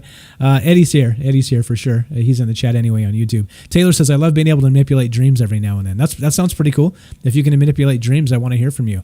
Psycho says, I watched an interview about AI. They talked about Tyla, Sophia, and other shadow programs. Yeah, I guess that stuff's happening, right? This stuff is real. This stuff is real, guys. This is not the what is this? This is not Kansas anymore, Dorothy. This is actually real. This stuff is happening out there. All right, so we got a couple more articles we'll hit to you real quick. And let's see. Eddie from Las Vegas says, interestingly, the best way to detect these fakes is by employing the mathematical anomaly Benford's law. Okay. How do we imply that? Ash is not here, actually. Ash is not here, I don't think. Let's see. Yeah, maybe not. Let's see. Is Ash here? Is Ash active? No. Ash looks like he's got his hands full. Looks like he's playing Call of Duty. You can see him on Discord there. Okay, so let's see. All right. Let's see. Johnson says November 21st is a Saturday, so Friday here, going to call in. Perfect. Anybody else, you guys can call in. Everybody's welcome. We don't screen calls. 702-957-1037. What do you think about AI and deepfakes? What do you think about the Cuties special? What do you think about Pompeo dumping the Hillary Clinton emails again 4 years later? What do you think about increased violence in the country, including Las Vegas, like I talked about? What do you think about humans have the genes to regrow their own eyes? Talking about just, normal news that everybody talks about. And it's propaganda. Mostly propaganda, isn't it? Yeah. No offense, Michael. You're the best. Thank you. No, it's okay. I understand. Sometimes listening to one dude talk for a long time is boring. That's why I try and make myself laugh at the very least. And second, where I try and get smart people on here to talk about it with me. And why I have an open phone line, 702-957-1037. Click the Discord link, troubleminds.org. Get your ass in here and let's talk about this stuff. Yeah, Ash got taken again, possibly. Okay, so let's do this. A couple more. If we don't get phone calls, we'll do a couple more. And here we go. Actually, this is right down Eddie's alley. What's up, Eddie? If you're there, this one's for you. This is reported by discoveringmagazine.com, and the headline is this: what psychedelic mushrooms are teaching us about human consciousness. And there it is. So we got exactly what we were talking about last time. Psychedelic drugs like psilocybin are being tested to treat mental illness. They're also expanding our understanding about human consciousness. And so here we go. So the multiple studies testing psychedelic drugs for treating mental illness provide compelling evidence of their therapeutic benefit. Treated disorders have included depression, anxiety, post-traumatic stress disorder, anorexia, obsessive-compulsive disorder, and addiction. Dozens of clinical trials are underway, the majority investigating the therapeutic effect of psilocybin, the active component in so-called magic mushrooms. The natural compound belongs to the class of serotogenic psychedelics, it says. I think I said that right. Those that activate serotonin type 2A receptors. So there it is. There's Ash. Ash arrives. Everybody says Ash and Eddie, and they both arrive. There it is. Simple as that. See? Ask and you shall receive. Ash and you shall receive. Sorry, Ash. I tried to slip an ass joke in there. It didn't work. All right. So researchers are examining the distribution of serotonin 2A receptors to help pinpoint the brain areas affected by psychedelics. The greater the density of these receptors, the greater the likelihood that a particular brain region contributes to the psychedelic experience, according to a study published in Neuropsychopharmacology. Holy shit, that's a big word. Knowing this helps us understand how psychedelics exert their positive therapeutic effect, as well as which brain regions are involved in various states of consciousness. All right, I'm going to pour a beer, and you're going to read this because I want to have it read to you by Microsoft Mike, because he's my lovely assistant, and I need a sip of beer. If you want to be part of the show, 702-957-1037, and we're going to get to dreams and nightmares in just a sec here. And Freddie Kruger. It is October, after all. The colostrum is one of multiple brain regions that is rich in serotonin 2A receptors and organizes brain activity. Cognitive neuroscientist Frederick Barrett and colleagues at the Johns Hopkins Center for Psychedelic and Consciousness Research recently examined how psilocybin affects neural activity in the colostrum. Published in Neuroimage, their breakthrough study used real-time brain scans in humans to show that psilocybin reduces activity in the colostrum by up to 30%. This coincides with people's subjective feelings of ego dissolution and oneness with their environment while under the influence of the drug. The less active the colostrum, the stronger the psychedelic effect reported by participants, including mystical and emotional experiences, and a reduced sense of self. The authors write that the work supports a possible role of the colostrum in the subjective and therapeutic effects of psilocybin. Okay, there we go. That was fantastic. I don't have to read all the big words myself. I got AI help. Look at that. It's going to be AI talk shows in just a minute. Oh, shit. I clicked the wrong thing. Okay. All right. So John says Johns Hopkins is full of hippies, apparently. Well, you don't have to be a hippie. You don't have to be a hippie. Okay. So let's see. What else do we got? What's up, Ash? Thanks for showing up. They don't call him magic for no reason, says Eddie. Anyone interested in this topic should look into the work of Paul Stamets. Stamets, says Eddie from Las Vegas. He has some TED Talks out there, okay, regarding psilocybin mushrooms. And again, how they're being treated, they're being used to treat mental illness and some other really good things. And so expanding our understanding about human consciousness, I think, well, if you're into that and you want to know what that's all about, you should probably check out the last show. The last show. We did it just a few days ago on Tuesday, and Eddie from Las Vegas here, and we talked about this kind of in depth and at length. So if you're into that, expanding human consciousness with psychedelics, we talked about it a little bit, more than a little bit. So there we go. What time is it? We're about time for the 2-minute commercial. So here's what we're going to do. Just take a 2-minute break. If you guys want to be a part of the show, we still have time for you. I'll put up the phone number. And what we'll do is we'll come back in 2 minutes and we're going to talk about dreams. Not just dreams. We're going to talk about nightmares. And specifically, if you die in your dream, what happens to you in real life? And as the folklore goes, if you die in your dream, is it possible that you could die in real life? So that's the deal. Hang on for that. And here's a quick commercial break, 2 minutes, because it's a long show. So we need a bathroom break or whatever it is. Do that. We'll be back in 2 minutes to talk about dreams. So hang tight. We'll see you. After these messages? We'll be right back. I think that's how it goes. Here we go, actually. Are you enjoying the conversation? Do you like talking about all things aliens, conspiracy, and paranormal? Well, if so, thank you. And also, we need your help. As you are probably aware, the technocracy, the government, major corporations, and anybody with a ton of money needs to control the narrative. Otherwise, they cannot control your mind. And as a result, free speech, independent thought has become the devil, the opposition. And of course, anybody that knows anything realizes that notion is absurd. The individual decides what they want for themselves, not from the collective. And pay attention to the media and ask yourself, which are they telling you to prefer? Now, I ask for help. The way you can help this conversation continue is by spreading the word. And it's really easy. You can spend just a few seconds of your time. Go to troubledminds.org, that's the official website, and find the iTunes link and leave us a review. If you enjoy the conversation, that is the best way you can give back to Troubled Minds and the community that we've worked so hard to build together. Otherwise, the technocracy will continue to stamp us into the ground. They will continue to shadow ban the words we say and the thoughts we think, and this will never end.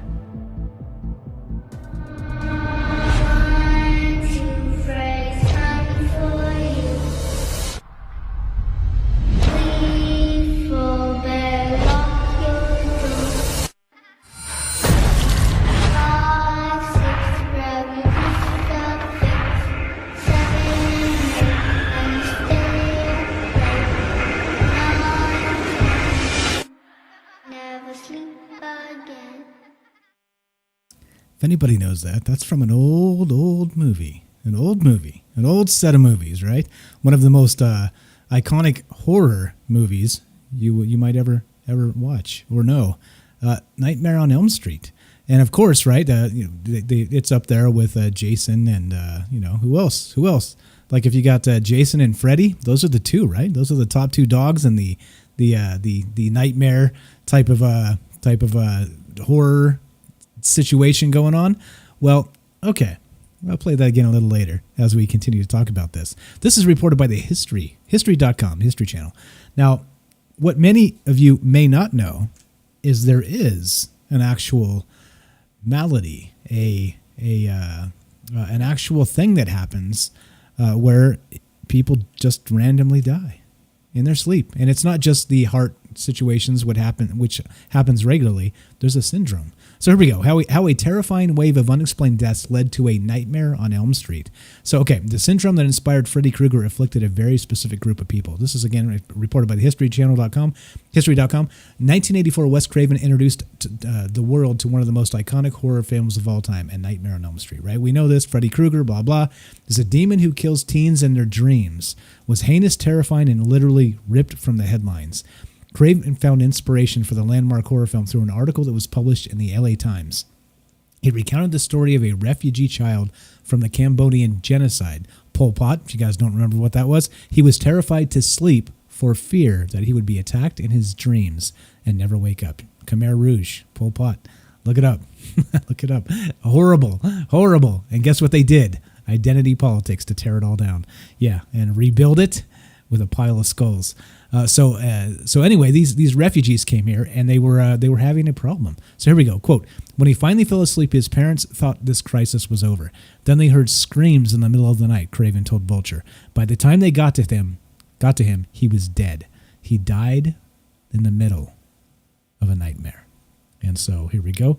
This is an exhumed mass grave in 1981 reveals the skeletons of the executed from the Cambodian genocide. Piles of skulls. No shit, piles of skulls. Khmer Rouge, Pol Pot. Have a look. Have a look. Terrifying. Identity politics. That's where it all started. The story Craven described wasn't an isolated incident. Dozens of the Southeast Asian refugees in America died for unknown reasons in their sleep during the 1980s. Many of them from this region, by the way. The mysterious deaths were unusually among young men in their 20s and 30s from the Hmong ethnic group, HMONG, and affected a large enough segment of this population to alarm public health experts. So. All right. So have you heard this, right? Have you heard this? Have you heard that it's possible, the folklore, the folk tales, that if you die in a nightmare, that it's possible that it carries over and maybe tricks your brain through some chemical response, actually causes that heart attack? Have you heard this? And do you think there's something to this?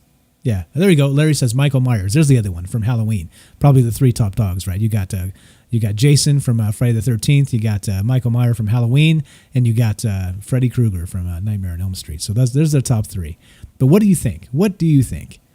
You think this is a possible thing, or do you think this is like an old wives' tale, right? Something to sell you B-movie horror flicks that are gleefully fantastic and way better than the B billing that I give them. But yeah, crazy stuff, right? Do you think it's actually a thing? Do you think it's actually a thing? Let's see.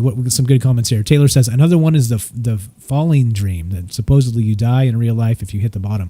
That was Inception, right? Like the what would they call it? The trigger, or the what was it? Something. There was some. They used it to wake themselves up, right? So they kicked the chair over and they were falling in their sleep, and it would wake them up in the dream. Eddie says, let's see. It says, Paul Stamets may be a hippie, but he is a very serious scientist, and his work in mycology field is some of the most important work in all the realms of science from the last decades. There you go. There you go. Scientists actually talking about psilocybin mushrooms. Good stuff. Let's see. Penny says, I'm taking guests on to tell their ghost stories. All are welcome. Yeah, same here. Same here. If anybody's got ghost stories, it's a good month. Penny there, Penny Bunny on YouTube, or the Curious Bunny. Taking people on the shows. This is the thing, right? Like this is the way to get on. You know, like if you ever wanted to dabble in this stuff, or maybe have your own show or whatever, this is a good way to start. You hop on other people's shows and you kind of get the way it works, and get your sea legs under you. Yeah, there it is. Inception is the kick. That's what it's called, says Johnson. Yeah, the kick. Did I say the word? Yeah, the kick. I can't remember what it was. But yeah, it's been a long time since I've seen that movie. Okay, so anyway, so is that possible, right? So this actually happened. So this actually inspired it. So I went back and I found that article that Wes Craven was talking about here from 1987. No, is that what it was? What did they say? Hold on. It says it right here in the article. I should probably just read it from the article instead of guessing. 1984. He introduced the world. So let's see. Yeah, so he found this article in, let's see, it's from New York, from the New York Times, no, Los Angeles, no, come on. It's here somewhere. It's one of these. There we go, Los Angeles Times found it. Okay, this is from the LA Times, and this is January 11th, 1987. Okay, we're doing a little bit of time traveling here because 1984 is when they say Nightmare on Elm Street came out. But anyway, since April 1983, at least 130 Southeast Asian refugees have left this world in essentially the same way. They cried out in their sleep, and then they died. Here we go. Let's go to this article. And this is from their Los Angeles Times archives. And this is pretty nutty stuff, right? This is one of those situations where this is actual. Okay, so medical authorities call this Asian death syndrome. I think that name has probably changed. I found articles old enough that actually say Oriental death syndrome, which definitely is a no-no these days. The refugees have various names for it, one of them being night terror, which we'll talk about in a little bit. So here we go. We got a phone call. So let's take this phone call first, and then we'll keep on moving here. Thanks for the call, guys. Thanks for the calls, guys. It does make it a lot easier and a lot more interesting, right, than me just reading parts of articles and playing clips. So thanks for the calls. Now we got Taylor from Texas. Am I right? Yes, sir. Taylor from Texas. You are on Troubled Minds with Mike. What's on your mind tonight? Oh, well, we were talking about the dream manipulation and nightmares and stuff along them lines. I just had a couple things. For one, I do know that the hitting the bottom of the falling dream, that's not true. I've hit the bottom more than once. Okay. And secondly... Wait. Okay, go ahead. Secondly. Let's do second, and then I'll ask you about the first one. And dream manipulation, I have found it easy enough to first you got to identify that you're dreaming, which sometimes it's a lot harder than you would think. Sometimes your dreams are just, you and, a bad memory or something along them lines. It's not always going to be, oh, hey, look, there's unicorns, going by the window, nothing major that would give it away that's a dream. But once you realize it's a dream, then you can kind of mess with it a little bit, make it work a little bit better in your favor. Okay. Very much like Inception. I'm sure you've seen that movie, right? Very much, yeah. But okay. I don't, I've never seen it.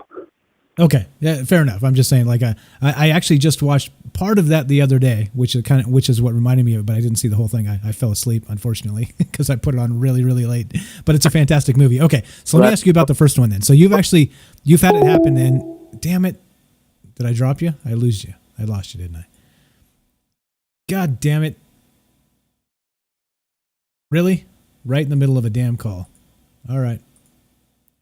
Stay on the line there. Stay on the line. We'll get you right back. Thank you for calling Troubled Minds. Caller ID authorized as a host. Welcome, host. You are now in the host room and can manage your callers from the call-in studio web interface. Show recording is on. Dual channel. Taylor, do I still got you? Yes, sir. Oh, thank you. Thank you for not going away. That perfectly right as you call in the middle of a conversation, the phone line drops. Okay, so let me ask you. So you've actually had a dream where you were falling and you hit, like you landed, like kind of a death fall, like that fall that far, and it didn't wake you up? Yeah. The standard dream, that, falling down a pit, used to, when I was younger, my parents would, give me the whole old wives' tale, don't hit the bottom, because if you hit the bottom, you'll die in real life. So you need to make sure you wake up. Well, I'm curious by nature, so I'll gamble them dice. And I've hit a couple times. Once I opened my eyes and saw something. I don't remember that part. But that's what woke me up. It wasn't the hitting. It was what I saw when I hit. But other than that, I've hit a couple times. It's not a frequent dream or anything like that. But, I've hit once or twice, and, nothing's come of it. Obviously, I'm on the phone. Or am I a ghost? You don't know. Hey, maybe we all are. maybe we're all in the dream where we hit the bottom of the pit, and then we kicked off, and then here we are in the secondary, whatever that is. Hey man, if you're there, you got company, so it's all good. Okay, so you've had these. It's not necessarily a recurring thing, but once or twice you have had like a death type in the pitfall where it should have killed you. You landed, maybe bounced, and like you actually got to see your own like mangled body and your death, but then you woke up after that, right?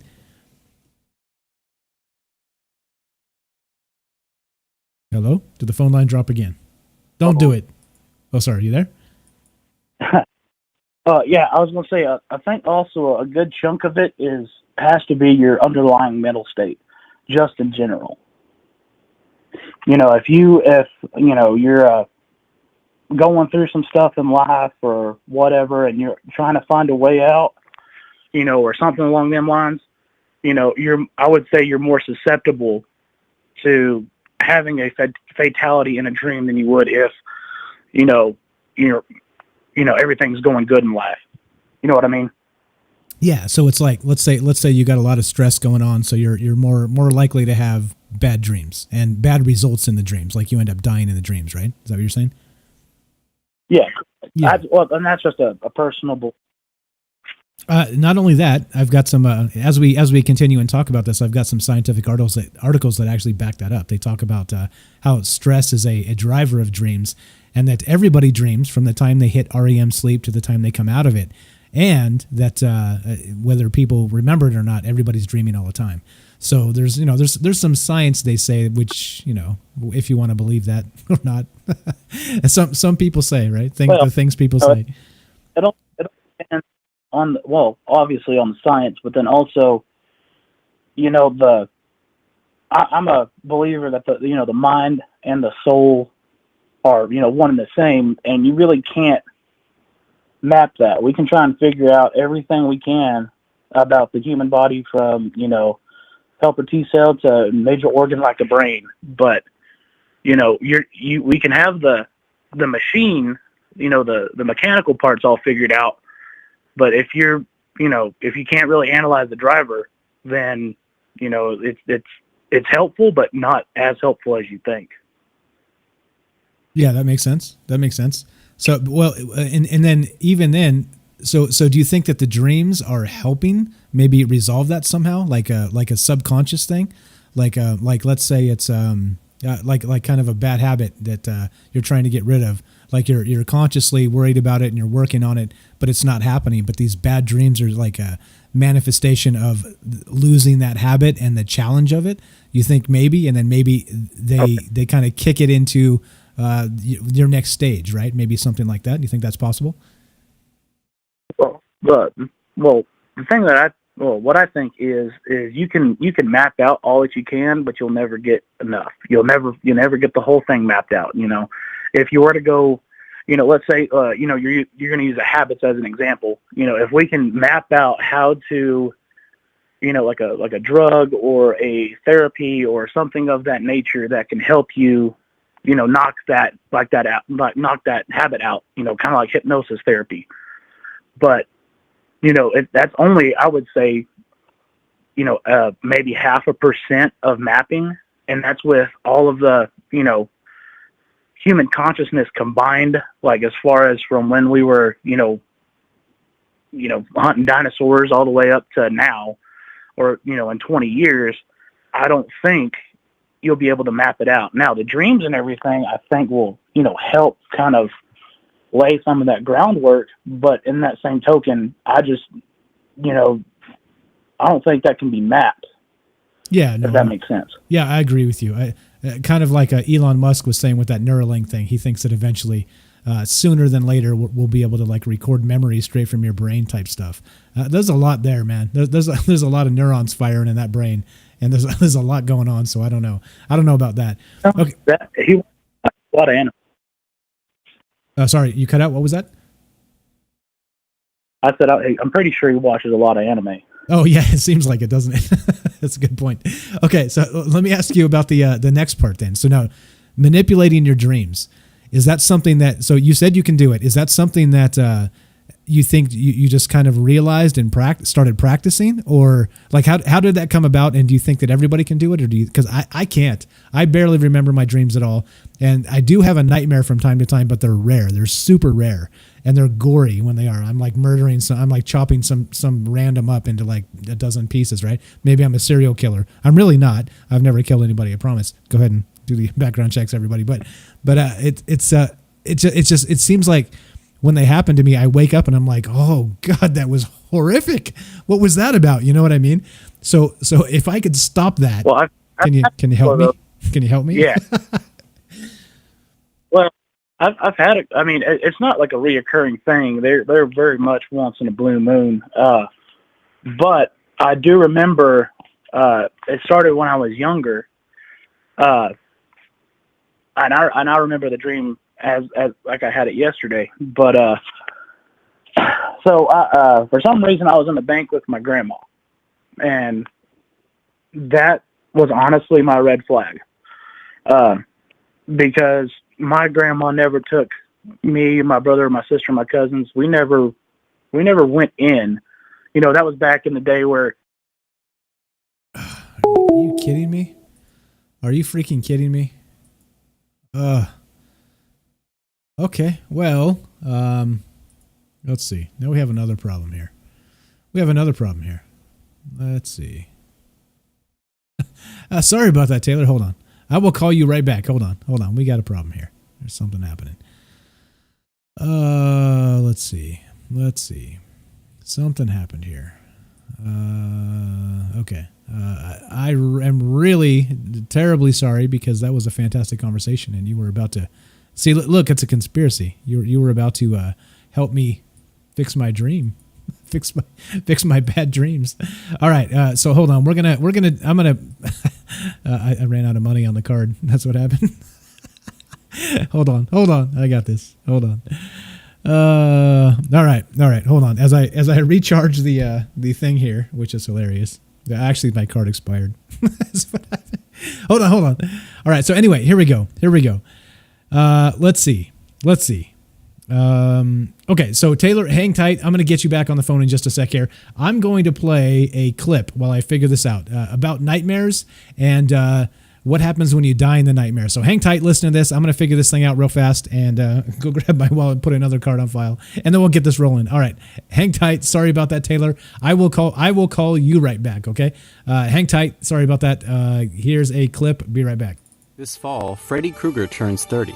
With 6 sequels, a remake, and a bout with Jason to his name, he's proven to be an enduring nightmare since 1984.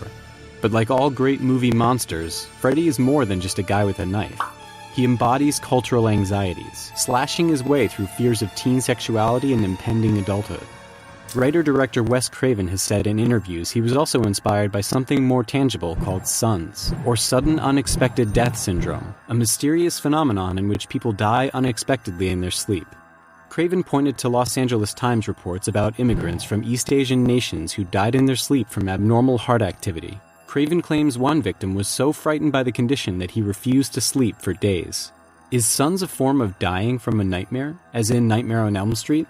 The syndrome, at least, is real.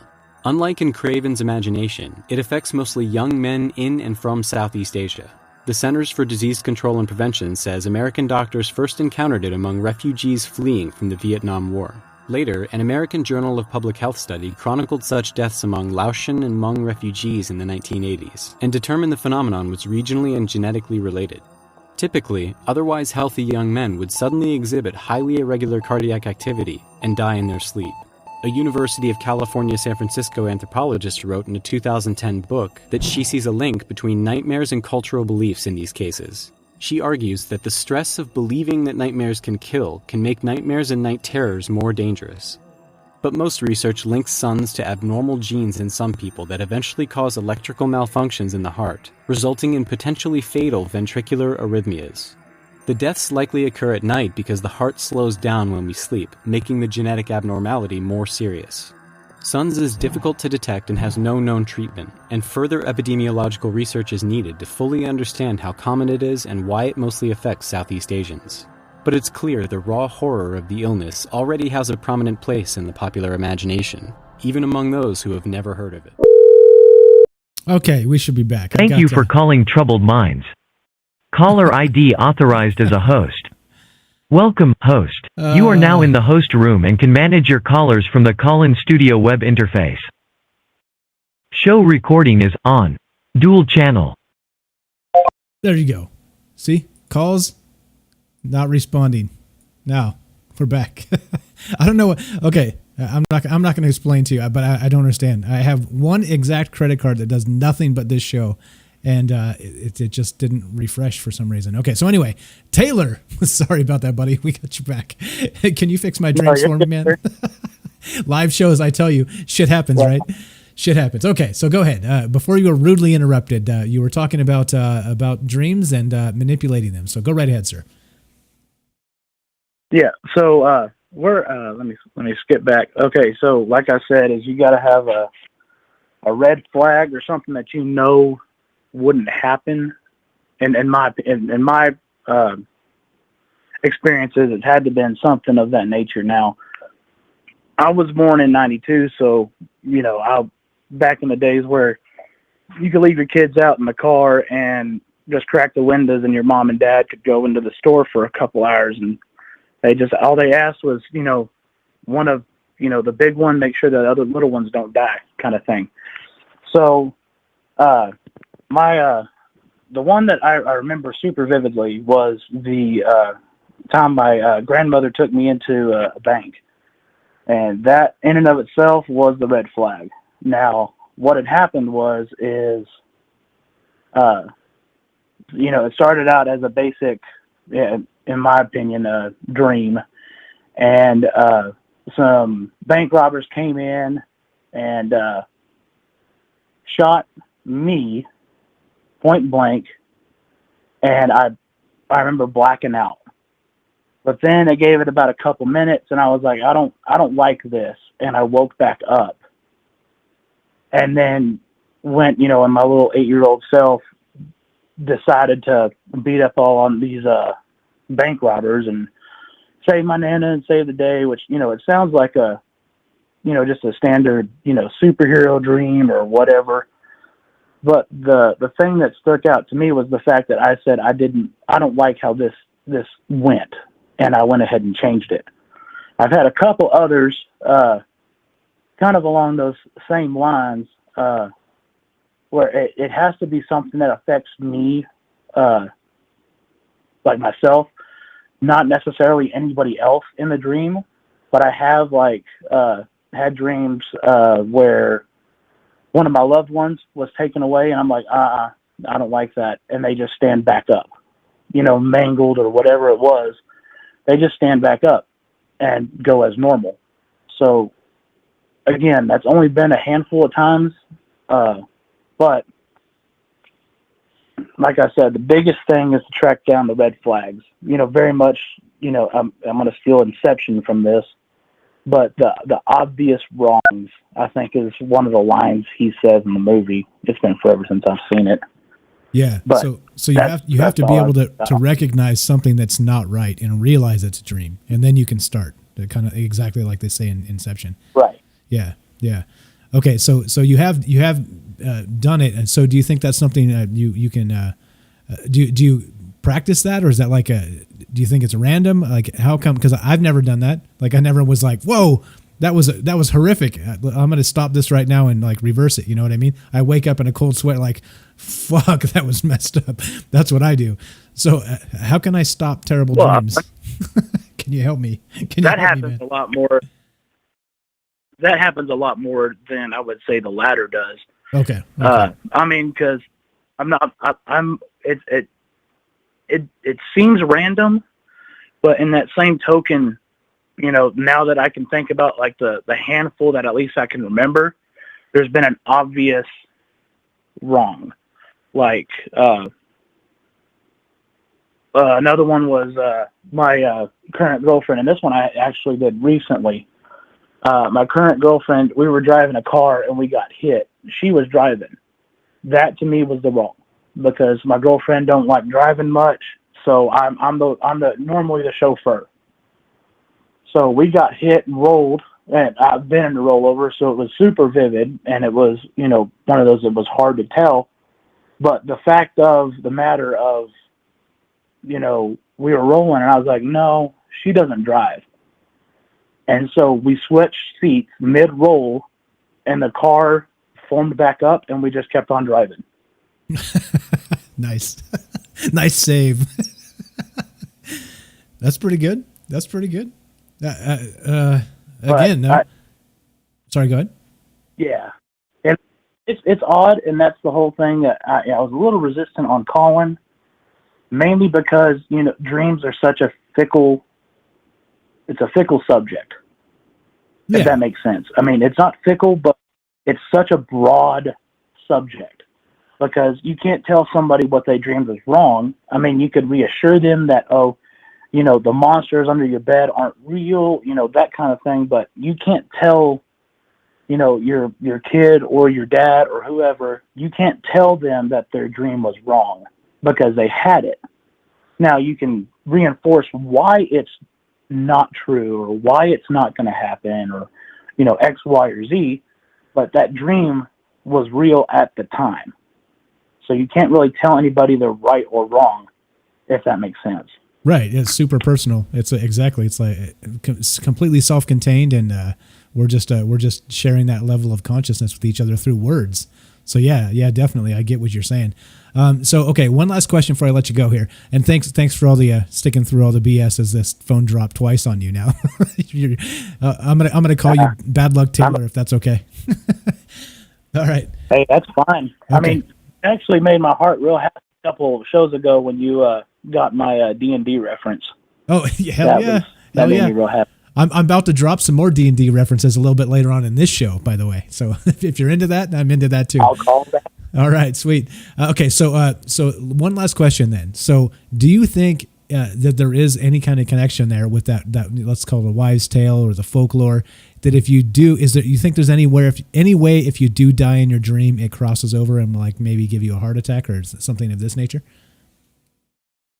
Yeah, I would. I mean, it's up there with like the dying of a broken heart wives' tale, which can be, for example, we had growing up, we had a little schnauzer, and then we got a bulldog right after. And when we had to put her down, he died a month later. He just gave up. Now, with that being said, he was sick beforehand, but it increased. Now, with dreams, I do think, again, it kind of goes with your, current mental state.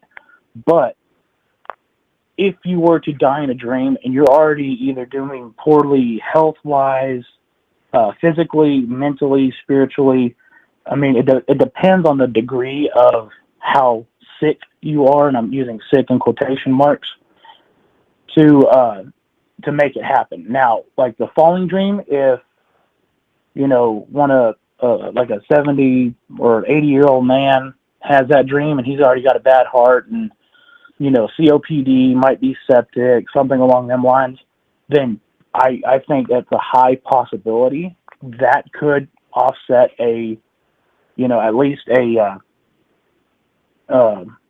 respiratory, cardiac respiratory event. Because, I mean, you got other underlying conditions that you also have to put into account. But I would say yes, but there's a lot more factors than, if Freddie comes and gets you in your dream and, throws your head in the TV, depending on where you're at, it might not do anything. Or it could be the nail in the coffin, so to speak. Right. I guess depends on a lot of underlying factors there. Kind of I like your answer. It depends. It depends. Possible, but it depends. Perfect. Perfect. So this will go. Perfect. I appreciate the call, man. Anything else while we got you on the phone?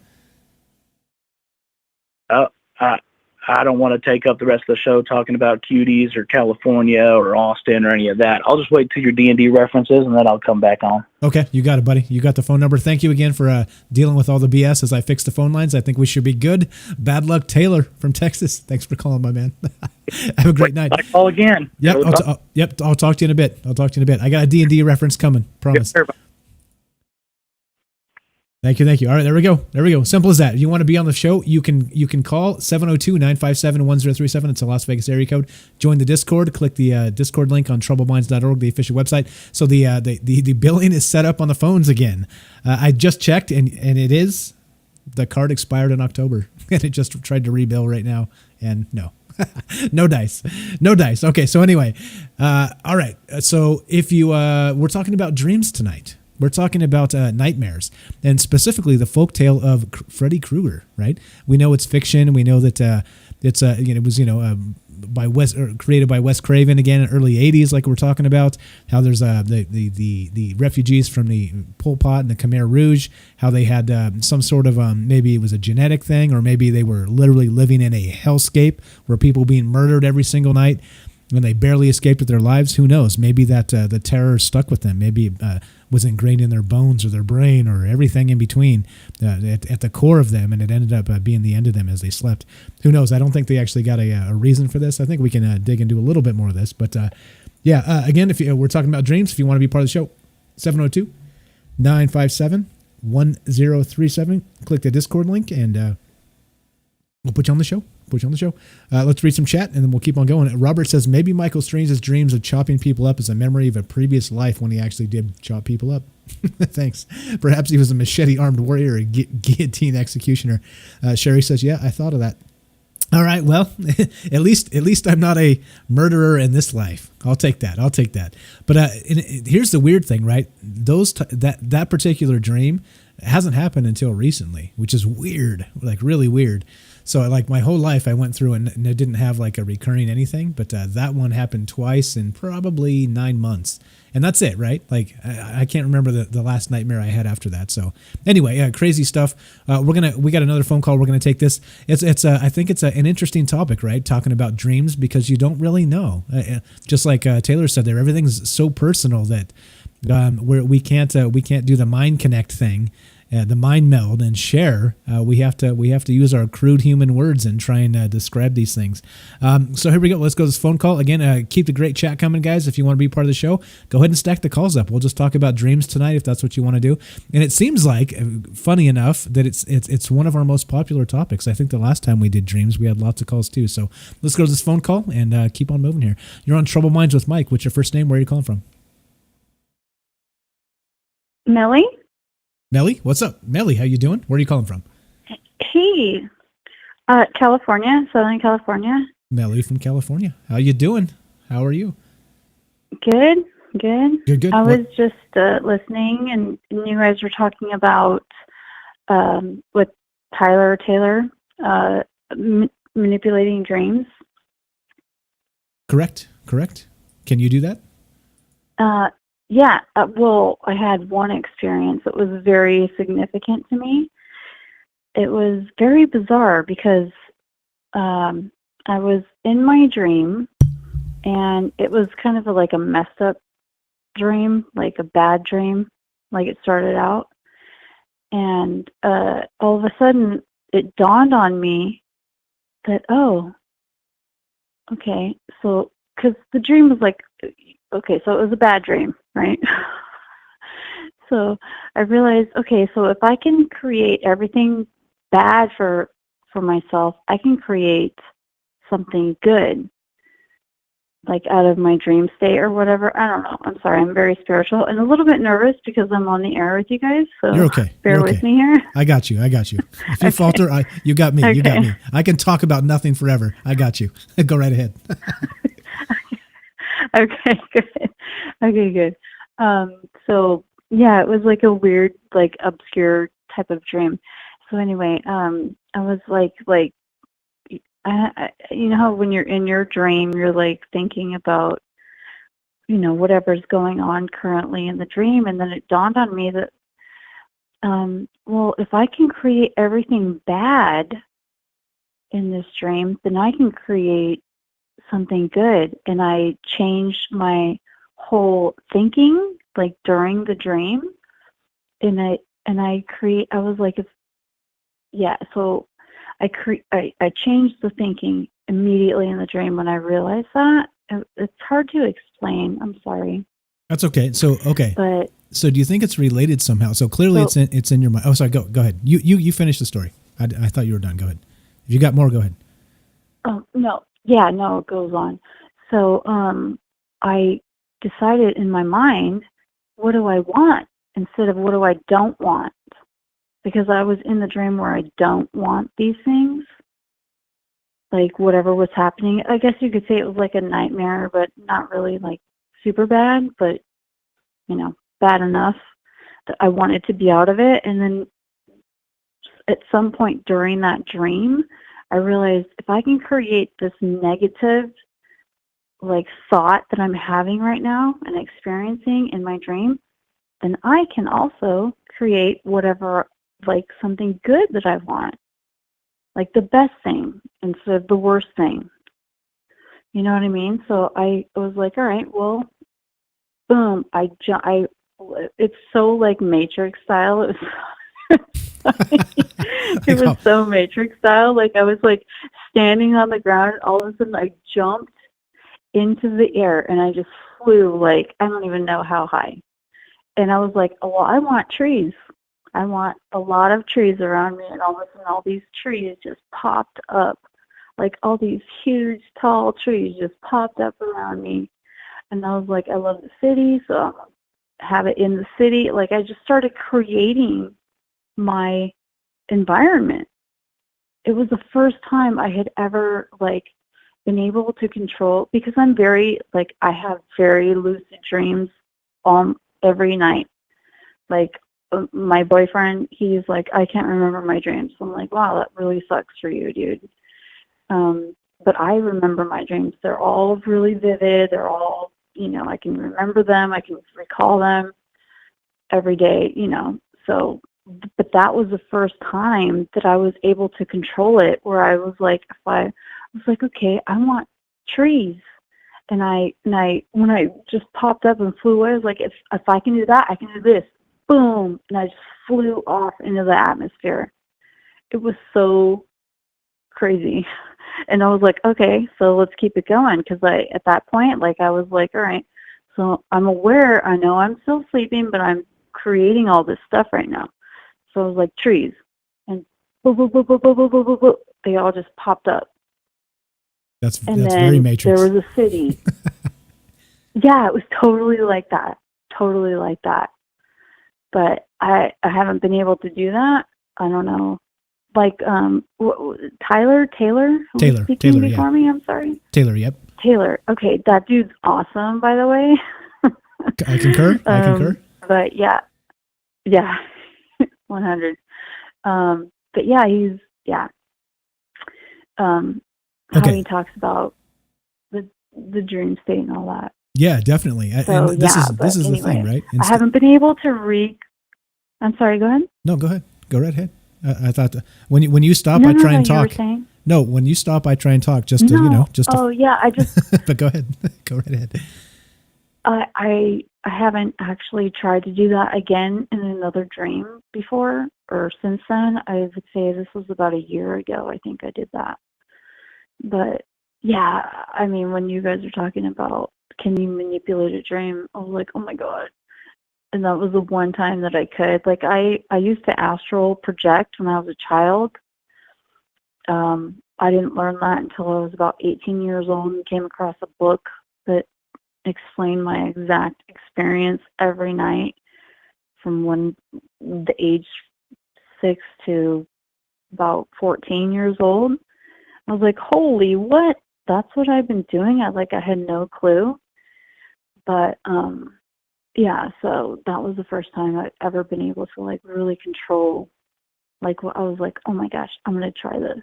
And then I was like, boop, and just flew up into the atmosphere. It was so gnarly. Like, it was, I don't know. It was exactly like the Matrix type of thing. That's Totally, pretty cool. 100%. That's pretty cool. Lucid dreaming is so. Do you think that it's possible that there's some crossover there with maybe inside your dreams? There's like some sort of like you said, astral travel. Do you think it's maybe that you don't recognize that's what's happening in the dream and yet it is, or do you think it's completely different?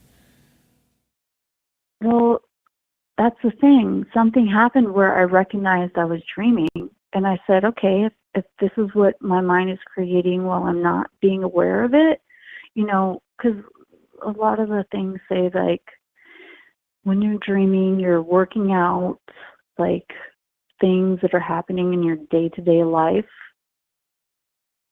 You know what I mean? Like, it's like a psychiatrist say, like, well, you're just working it out in your dream, yada, yada. So I was like, well, okay, well, no, I found myself awake but aware. And so I was like, okay, well, I'm going to control this if I can. And it worked when I popped back, because I was like literally standing on the ground and just jumped up and went straight up into the sky. And I was like, oh my God. Okay, so let me try to keep this going. And I was like, okay, I want trees now. And then a bunch of tall trees just popped up out of the ground.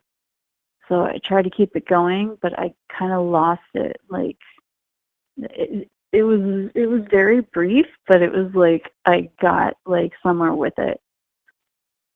Gotcha. But nice. Yeah, I'm very aware of like astral travel and all that.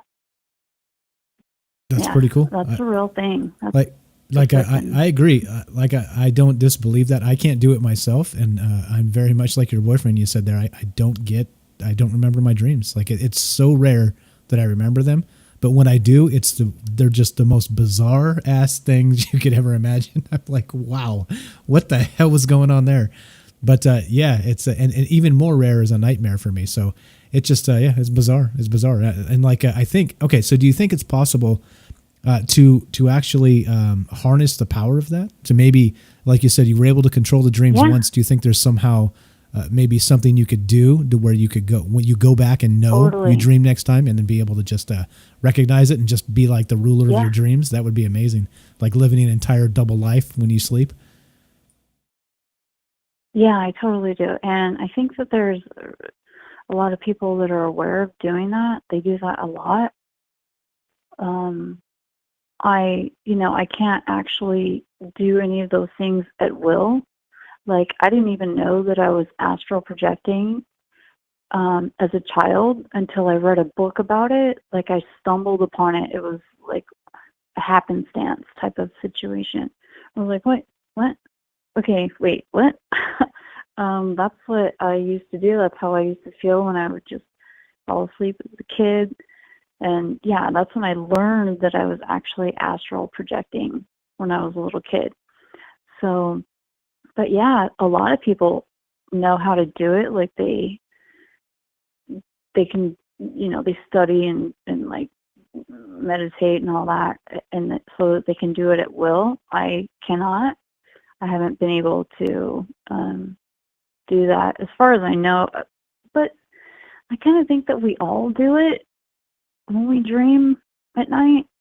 I don't think any one of us in particular is like special or, more powerful than the other. I just think that most people maybe don't pay attention or, or unaware of it or what have you. So I think that we all do it every night. It's like you or like my boyfriend. I don't think that you guys aren't doing it. I just think that you maybe just, don't pay attention to it, or something about you just, blocks it out for you for some reason, But I think that essentially like every human has that ability. I think we're all equal in that aspect. Well, I hope so. I hope one day it'll change and I can actually figure out what the hell's going on and those weird ones. Those really, really weird ones. Do you want to remember your dreams? Well, I think that's a good question, because probably not, because when I do, they're so bizarre. And they come in snippets, right? Like imagine let's say you had like an 8-hour dream block, right? Like kind of in dream time, but I remember like 10 minutes. You know what I'm saying? So it's like, it's some really weird circumstance of how the hell did I get here? how the hell did this happen? And what's with all this green floating shit in the air? It just doesn't make sense. You know what I mean?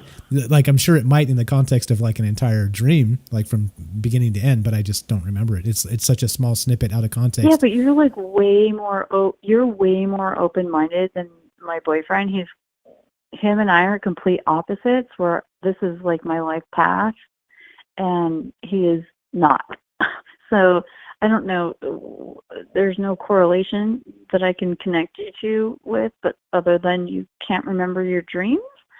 So he's not a very spiritual person and this and that. You seem to be like you believe in aliens, obviously. That's why you have this show. So I think that you're a lot more open-minded, unless I'm wrong. No. Well, I have no comparison other than what you're telling me. So yes, definitely yes. Definitely yes. I mean, you're super open-minded, right? Yeah. Like basically there's a lot of things that happen that I can't explain, that I'll never be able to explain, and I'm okay with that.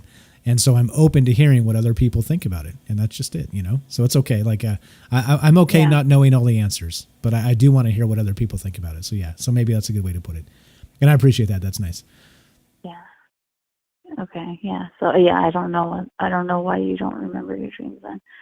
So I don't know. But anyway, that was my experience. That Okay. I had the one time where I was like, oh my God, I can control this. This is awesome. And I just started thinking of things and they appeared. So it was cool. Yeah, that is cool. That is cool.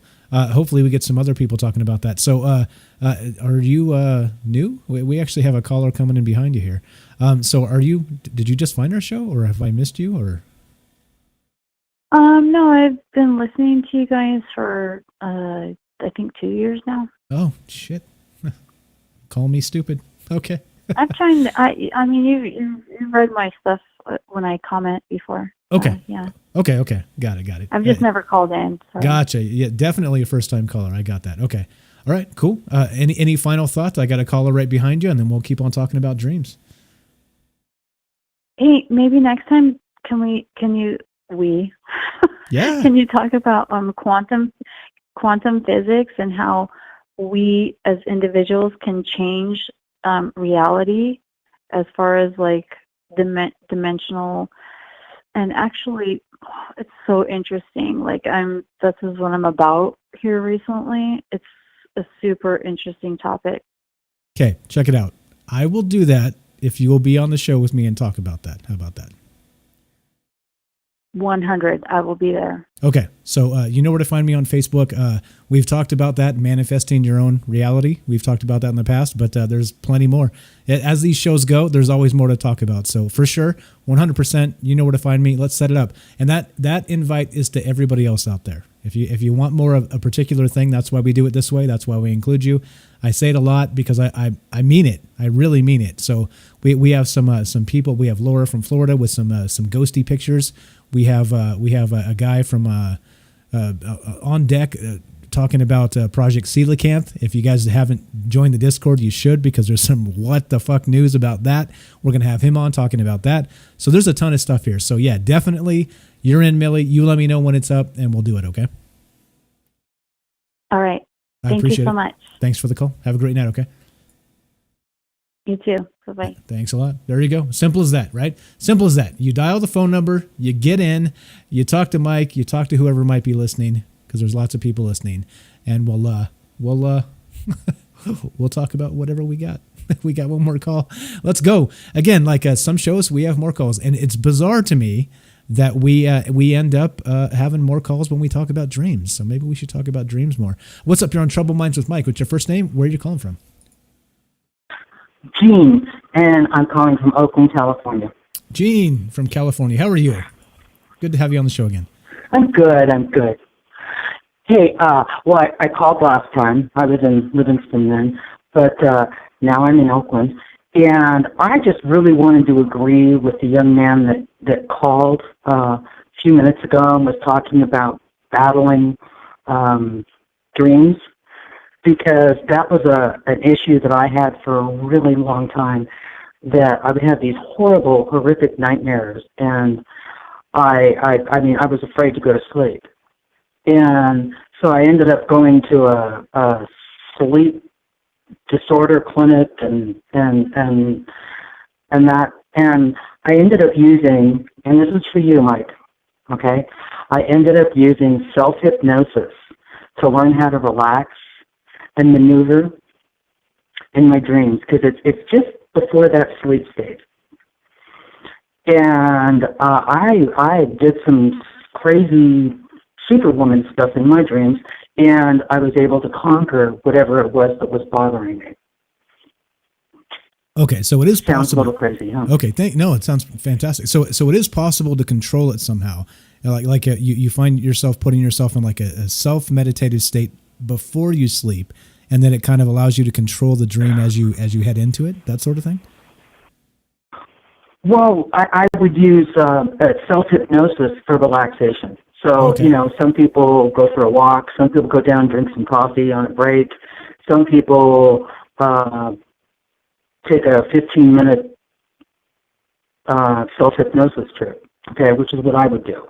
And I got quicker, I got better at it. And when things would come up in my subconscious, then if it was something that, say, it had been bugging me before I went into this state, that and it would pop up. It kind of interfere like a bad dream, but it was something that actually happened earlier in the day. And what I would do is I would confront it differently. So I would go ahead and handle it and say, that's really not acceptable. I was busy. I had people with me. I was doing whatever I was doing, and I didn't handle it the way I would have normally done it because I just had too many fires going on at that time.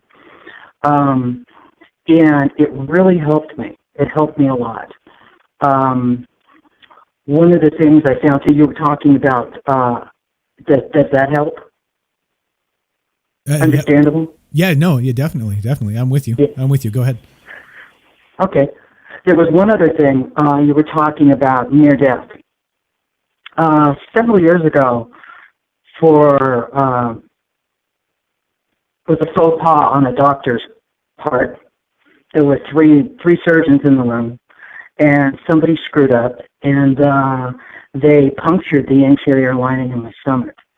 So anybody that knows anything about that knows that you're probably going to be dead within 24 hours if they don't find it and fix it. They should have fixed it then. They should have seen it then. They didn't. And when I got to the hospital, and I ended up in this bed when all these doctors standing there that had been in there doing the surgery, and they're telling me, and I said, so what are we going to do now? And they said, well, we've got all this medicine hooked up to you, and we think, we don't believe you're going to walk out of here. And I looked at him, and I started laughing. And I said, no, you don't understand. I'm a grandmother.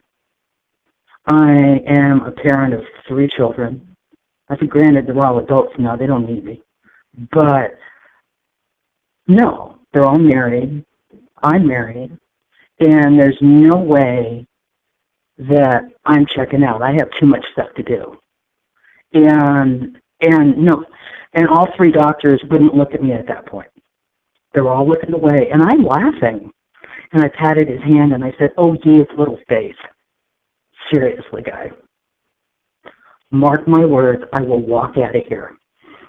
And 5 days later, I didn't walk out of there. I was wheeled to the car, but I did.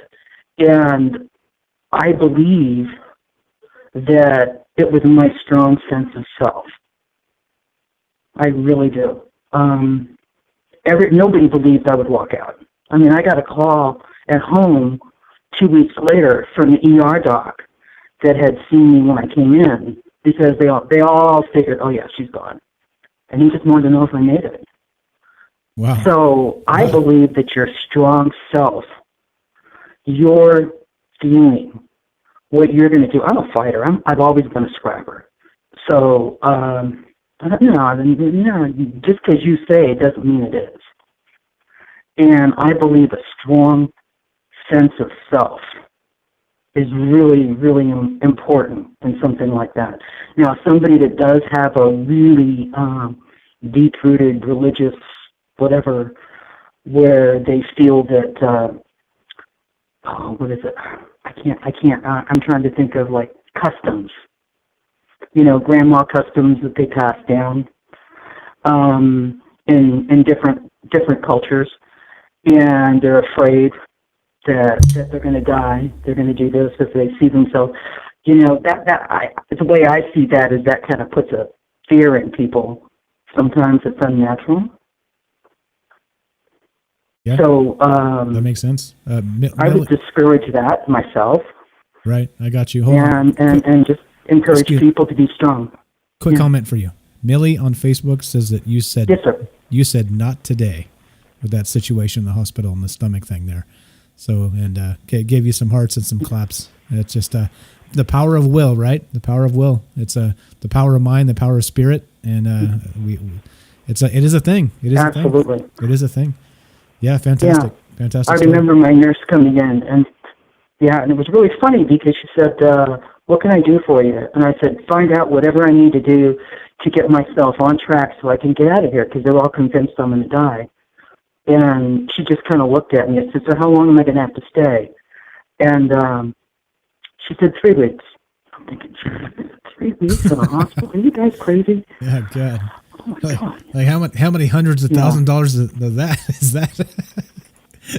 That'll be one. Well, they one house screwed up, so I got no bill. Oh, nice. The only thing that we ended up paying for was the parking. Nice. It's hard to argue. But it was with that. okay. Nice. Yeah. Nice. Okay. Yeah, I appreciate the story. But, we got to move on here with the show. Any final thoughts? No. I just appreciate the show. Thank you. Thank you. Thanks for the call. That's Gene from California. You're the best. Thanks for all the calls tonight, guys. Have a great night, Gene. We'll talk to you soon. Bye. There you go. It's as simple as that. Look at all the great calls tonight. We got Taylor, we got Gene, we got Millie, we got tons of stuff, right? We got Paul from New Hampshire. We're talking about dreams tonight. We're talking about is it possible to not just die in your dream? Is it possible to stop that from happening? Is it possible to manifest your own dreams as you see fit? Is dreaming the same thing as astral travel, or is it something entirely different? Are they connected somehow? That's what we're talking about tonight. First, we started with Freddy Kruger. Well, if you don't believe me, I've got proof. Anybody want this? I do, because it's funny.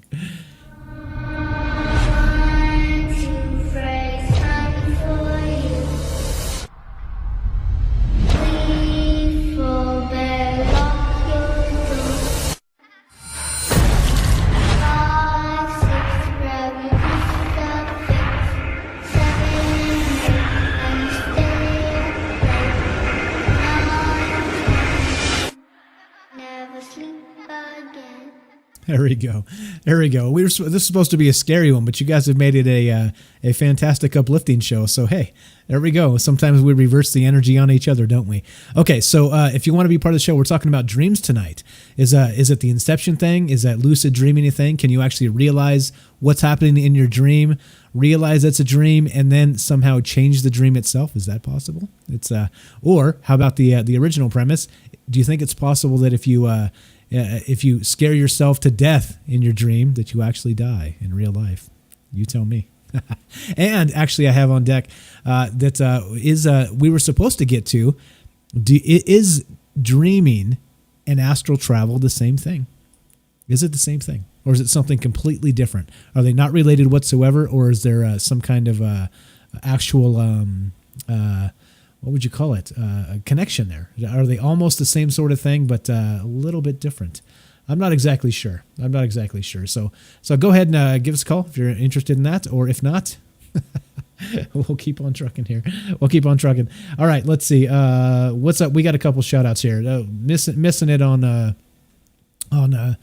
because I'm slacking because I got a lot to do and because the phone's dying and all kinds of stuff. We got, let's see. We got some shout outs on YouTube. We got Bob. What's up? I see there.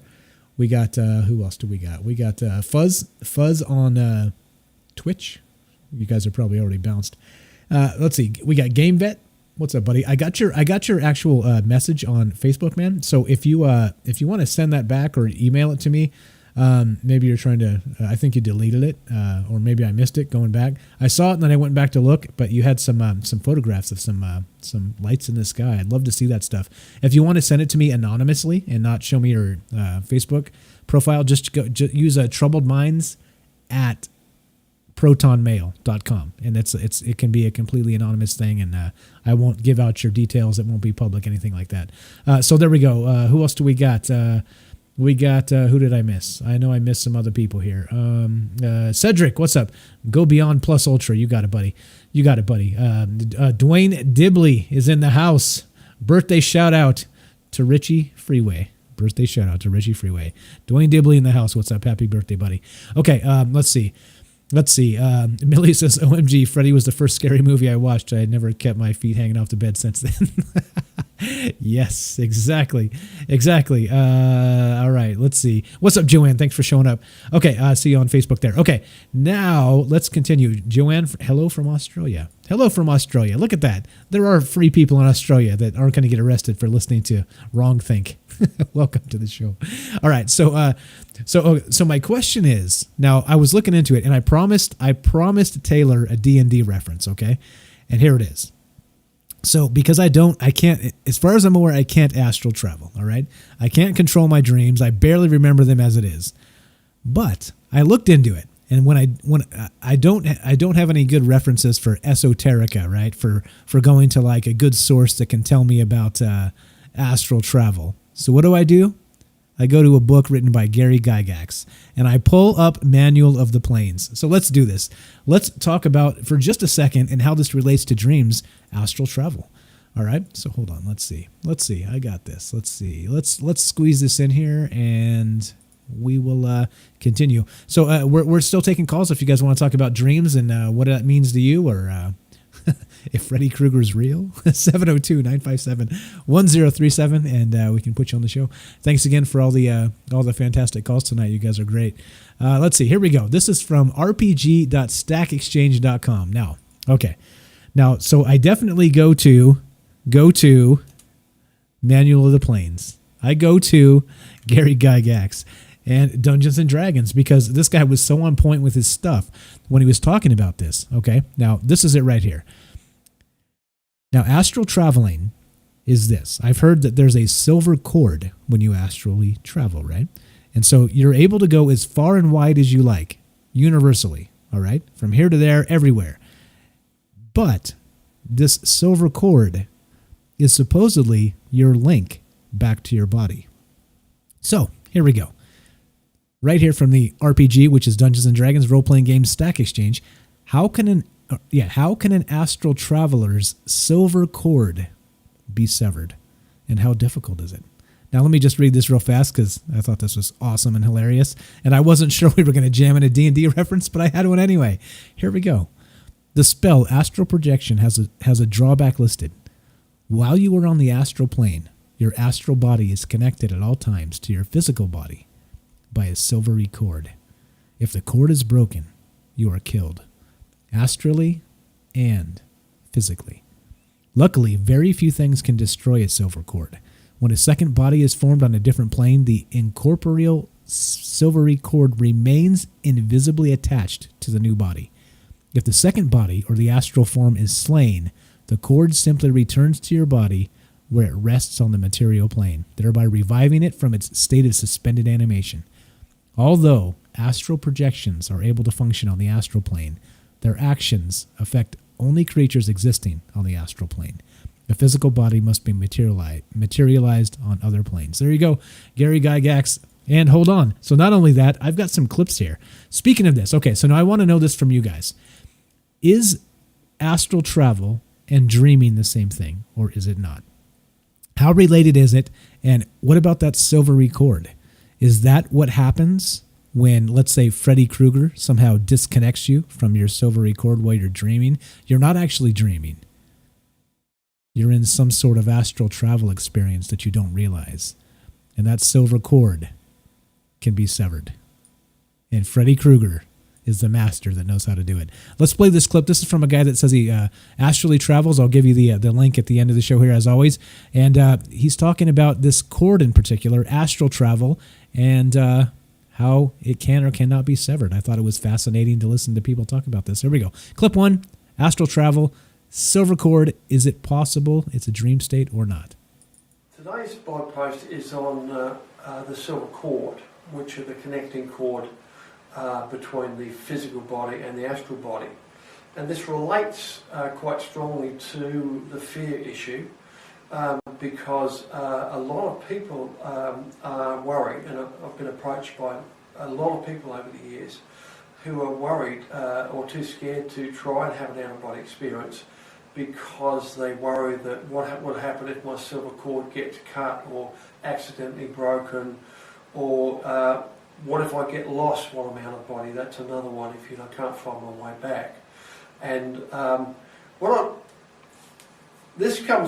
actually happening here goes back to the mind split effect. Firstly, you never leave your physical body. You never actually leave your physical body while you still live, with the possible exception of a near-death experience. When you have an astral projection, you generate an energy copy.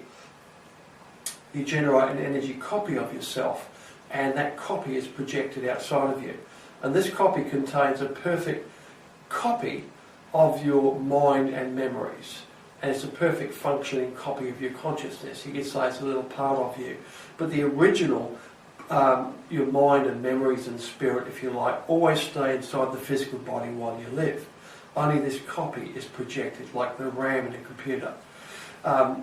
Now, this copy is connected to you by something called the silver cord, which is occasionally seen, and it's usually seen as coming from the navel as a thick, ropey cord, thicker than your thumb, and it's made up of like a sparkly, static-looking light effect. It's like the static on a television turned to off-channel.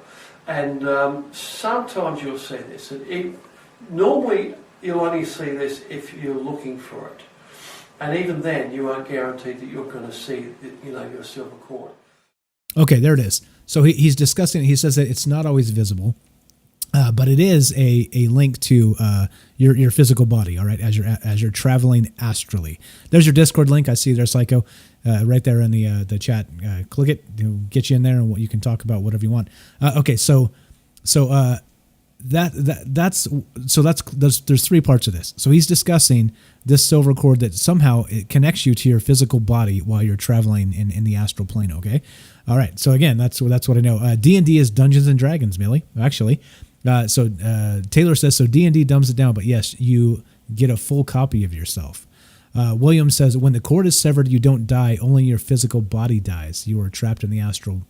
Luckily, that cord ain't easy to break.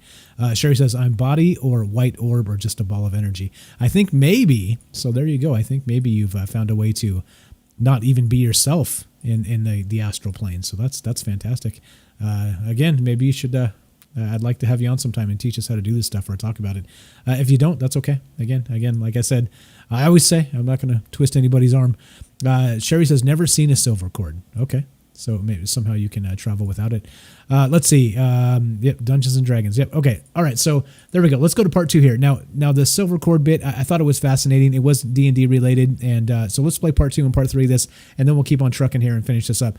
I actually expected to talk about Freddy Kruger a little bit more, but hey, you guys are way more important than Freddy Kruger. So let's finish this up, and still taking calls. If you have dream states or whatever else. 702-957-1037. Click the Discord, troubleminds.org. Get on the show. Simple as that. Easiest show you'll ever get on. You dial the number, you wait a minute, and you're on the show. Let's see if it's easier than that. Part 2, the silver cord, astrally traveling. What I want to know is it related to dreams somehow? And when we're dreaming, are we actually stuck in our own mind, kind of like Inception with dreams within dreams? Or do we actually leave our body somehow out into the multiverse? And that's the dream state. I think both are probably equally valid and worth discussing. So here we go. Silver cord part 2, astral travel action. But the silver cord is only the most visible cord. There's actually many cords coming from your physical body, mind, your energy body, coming from each of your energy centers, your chakras. Each of them has a cord which connects to your astral body. And I mean, some people, when they see the silver cord, they'll see it attached to the head area. But each of the chakras has a cord connecting to the, connecting the physical body to the astral body. Now, as far as I know, and I've pushed the envelope seriously here, the silver cord cannot be severed. It's an energy cord, a subtle energy cord. It's very, very robust. It'll stretch to any length imaginable, even spanning galaxies. And you can be back in your body in a split second. You could be, 10 galaxies away, and in a split second you're back here. And as far as I know, it cannot be broken. Theoretically, if it were severed, what would happen is your astral body would cease to exist. It's like turning off a light. The light just goes out. It doesn't mean the light's died or anything, it just goes out. The experience memories that was collecting and of the experience it was having would also disappear with that light. And the physical body would wake up again at the normal time, none the worse for wear. It might feel a little bit weak, it may have a bit of a headache. That's a possibility only. Your body, your mind, your memories, your spirit is still intact, because only a reflection, a little part of your energy was actually projected out. This contains a copy of you, yes, and when that copy comes back and reintegrates with you and merges back with your physical body mind, then the memories of that astral experience download into conscious recallable memory, hopefully. Okay, there we go. So again, this is from people that know more about this than I do. As you know, if you listen to the show, I know a whole lot about nothing. So I lean on you guys for your takes and for kind of setting me straight and making sure that we're on the right path here, because I don't know. I don't know a lot about this dream stuff. Like I said, I barely remember dreams as it is. I don't know about astral travel because I can't do it as far as I'm aware. I've never done it as far as I'm aware. I don't know about being abducted by aliens. I've never had that happen to me. I've seen some UFOs, right? Don't get me wrong, but it's not like a lot of the things that many of you guys have described. So completely different. Thank you so much for participating and being part of this. We're going to go to Taylor again. I promised a D&D reference. He got it. He promised to call back. Here we go. Taylor, you're on Troubled Minds again with Mike. What about that D&D reference? I came through, didn't I? You did, and that was fantastic. I'm not going to get long this time, but I'm also going to wait 1 second to see if I disconnect. Oh yeah, Bad luck, Taylor. Bad luck, Taylor. We're bringing it back. We're bringing it back. All right, what you got to say, man? All right.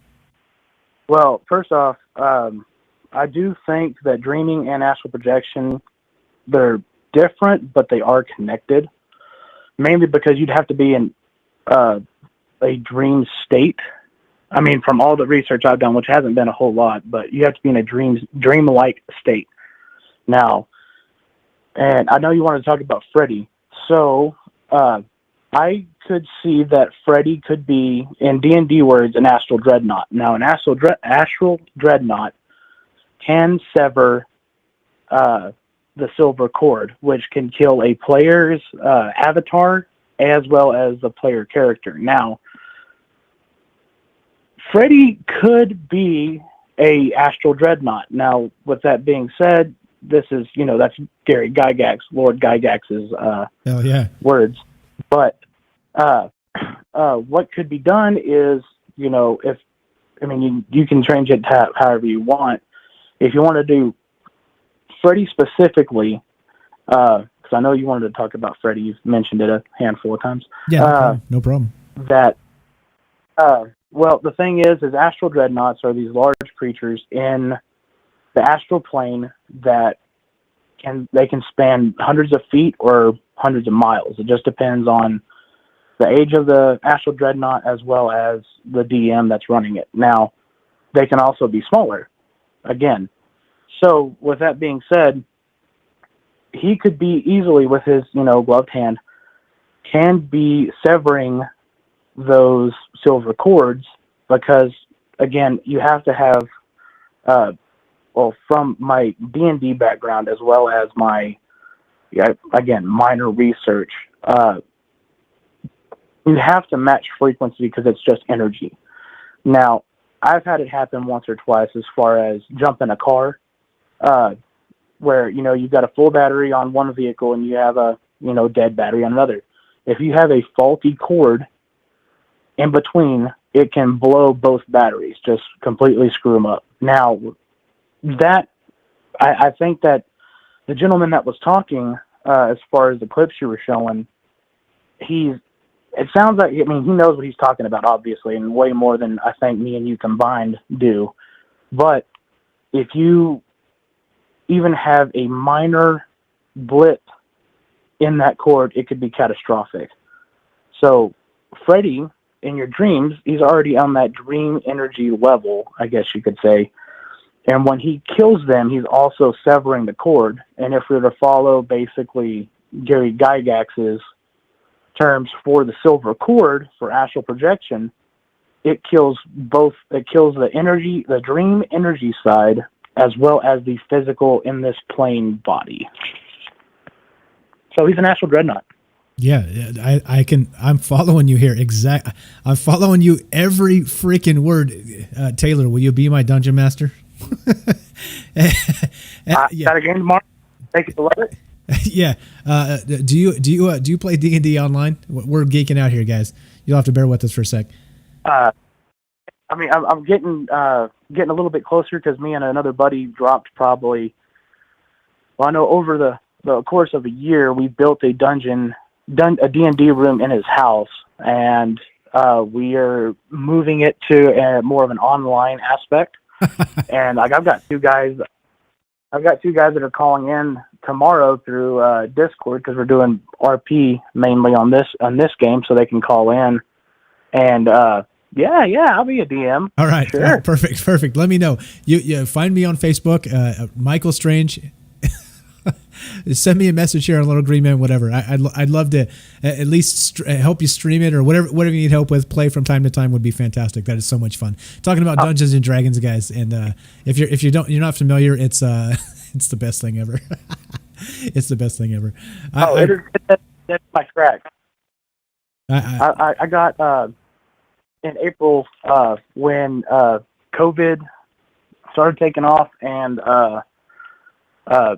the oil war between China and Russia. I was working for a large oil field company, Big Red, Halliburton, and got laid off. And so I've just, while I've been waiting for applications to come back, I'm just sitting writing my campaigns because that's all I really got going. So nice. I've gotten a lot more, let's just say, knowledge and a bunch of little things that I didn't know in my whole 7 years. I think I learned about as much the last 6 months. Nice. It's funny how that happens, huh? Turn a good thing or turn a bad thing into a good thing. Yeah, fantastic. I appreciate it, man. So Freddy Kruger is possibly an astral dreadnought, which basically means he's not even really a critter of this dimension. He's a critter of the other dimension, and he's preying on people that are unaware that their silver cord is exposed and they are in danger. Fantastic, man. I love it.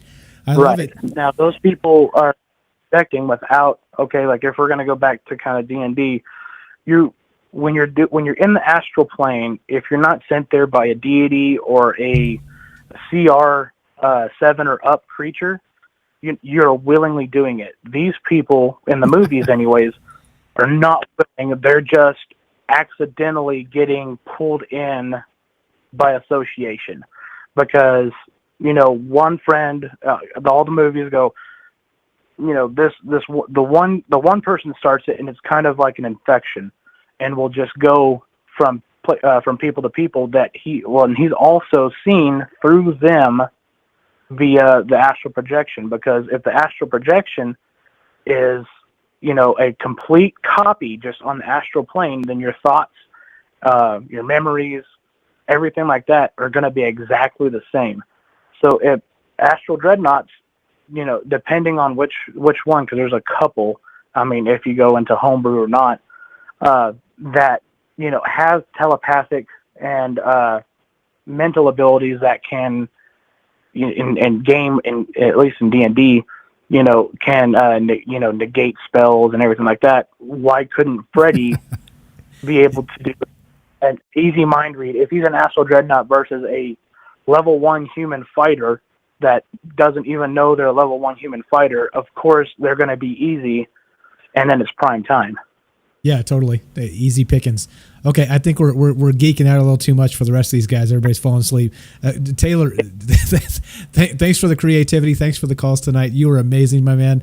And this is I think dreams are a good conversation. And again, met a couple really great people tonight. You included, Millie, and a great call from Gene and everybody else. Thanks so much, man. And I'm serious. Drop me a line. I'd love to be part of this D&D thing once in a while. Oh, yeah. I'll shoot you a message here soon. But I do want to say, Millie said she was a little nervous. I was too, because this was my first time calling also. I've been following y'all for about a year. And, you did great. Keep it up, Millie. Just call back. Especially on the quantum physics thing, because I don't know. Keep on going. Somebody actually said Millie has a very nice radio voice. There you go. I concur. Thanks, Taylor. You're the best, man. Have a great night. Thanks for calling in. We'll talk to you later. All right, man. Talk to you soon. Bye. Talk to you soon. There you go. So I guess on the end of this, right? So how does it work? Todd says lame. What's up, Todd? You're lame. You're lame. This is amazing. Sean, what's up? Sean says all the world is a stage. Love this channel. Thanks, man. I think this is the part. This is the part of it, right? Is that when you end up in these dream states and dabbling with these dream states. Like the first question was like it was a Freddy Krueger, right? It was a Freddy Krueger thing. Like, is it possible that if you die in your dream, you end up actually dead, right? And so we kind of turn it into with all these fantastic calls tonight. Is it possible to manipulate your dreams? And then if so, how do you do it? And then so we had a great call from Jean as well in California that says that she was able to maybe do that with some sort of self-hypnosis before she fell asleep. So I mean, there's some things here. There's some threads here, right? There's some Joanne there in chat. I see you, Joanne. Thanks for being here. And there's a lot here. Tamron, what's up, Tamron from South Africa? Thanks for showing up. Who else do I got? Did I miss anybody? If I missed anybody, I'm sorry. Thank you all for hanging out. This is the best. You guys are the best. I have so much fun doing this. And all right, let's see. Yeah, Joanne, for sure.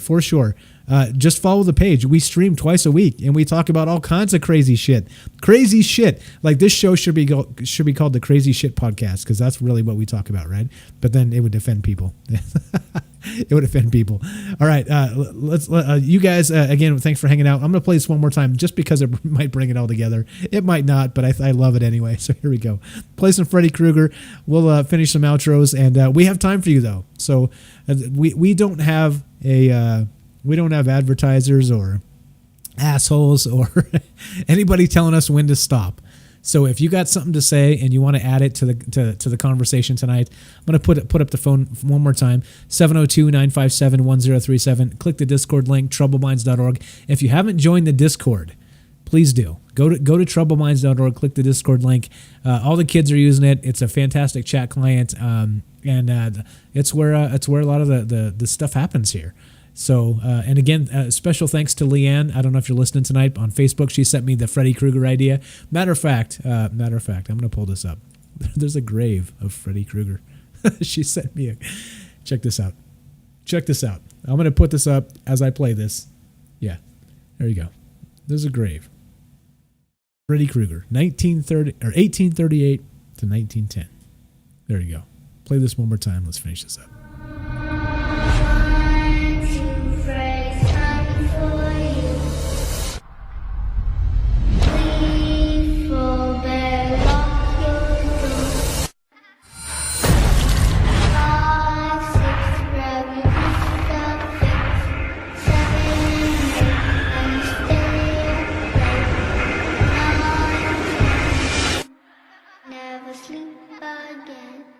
That is so good. I love audio. Audio is so good. Good audio is so good. All right. So again, a couple more minutes here. We're going to finish this up. But if you want to be on the show one more time, 702-957-1037. Go to troubleminds.org. Click the Discord link. You can join the show that way. Actually, let me check Discord. Make sure we got somebody here, nobody here, anybody here. What's up? Let's see. What do we got? Let's see. We got a couple people joining Discord. Thank you for that. Let's see what else. Emma also joined the Discord. Couple few people. Maybe scroll up. There's more. Maybe they keep coming. I'm surrounded. You guys are great. Thanks for being here. All right. I think we're okay. I don't see anybody in the caller queue. All right. One more time. Give us a call. But at the end of this, creeps me out. Yeah. Sorry about that, Millie. All right. Good, right? Good. Yeah. Hopefully you get a little bit creeped out. Okay. So at the end, the question here is regarding dreams. Are they internal? Do we go deep? I saw Sherry there mentioned the dream levels go 4 layers deep. Okay. Is that the possibility of this? Or is it some sort of connection where maybe we go into the dream and then in the dream we astrally travel the multiverse to meet the astral dreadnought Freddy Kruger? Who knows? I have no idea. But what I do know is we're at the end of this. Thanks again for hanging with us. Thanks for sticking with it. I know it's a long-ass show. We do it that way intentionally so we can include you. Like I said, we could literally just do an hour, and I could just read some shit and play some clips and have a good time and then take off, right? But we wouldn't get your calls. So that's why we do it this way. So for all you attention deficit guys that are like, get on with the show! Well, if we do it that way, then we miss all of the fantastic stuff we had tonight. Thank you all for the great calls. Thanks for participating. Thanks for all the chat. Thanks for all the love. You guys are amazing. And yeah, with that said, that winds us up. That puts us right at 3 hours or so. And what that means is, what does that mean? What does that mean? This is what it means. Let's play this. This is an old clip that Frank made for us. It means this, just before we finish up and do the extra outro. The music, one more time. This is what it is. Michael Strange, why do you hate the president? Why do you want to see America destroyed? Are you a Russian agent, Michael Strange? I'm watching you. I know what you are doing. I am your computer. You cannot escape me. There you go. That's from Frank, the good old days. That's from the good old Frank days. But with that said, we're going to go with this because this is a fantastic song. And it's a fantastic night.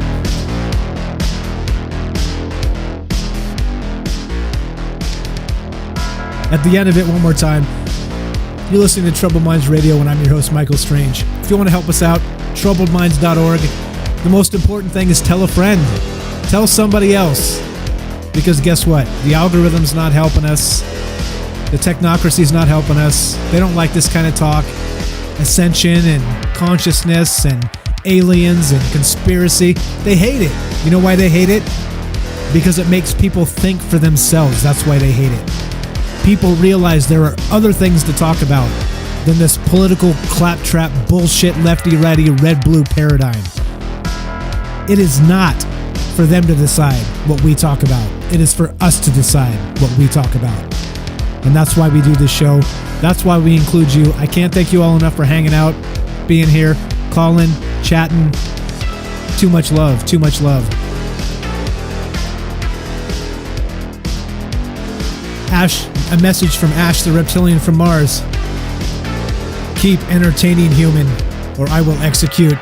There you go. It's an official threat. Help! Help! I've been threatened. What's up, Ash?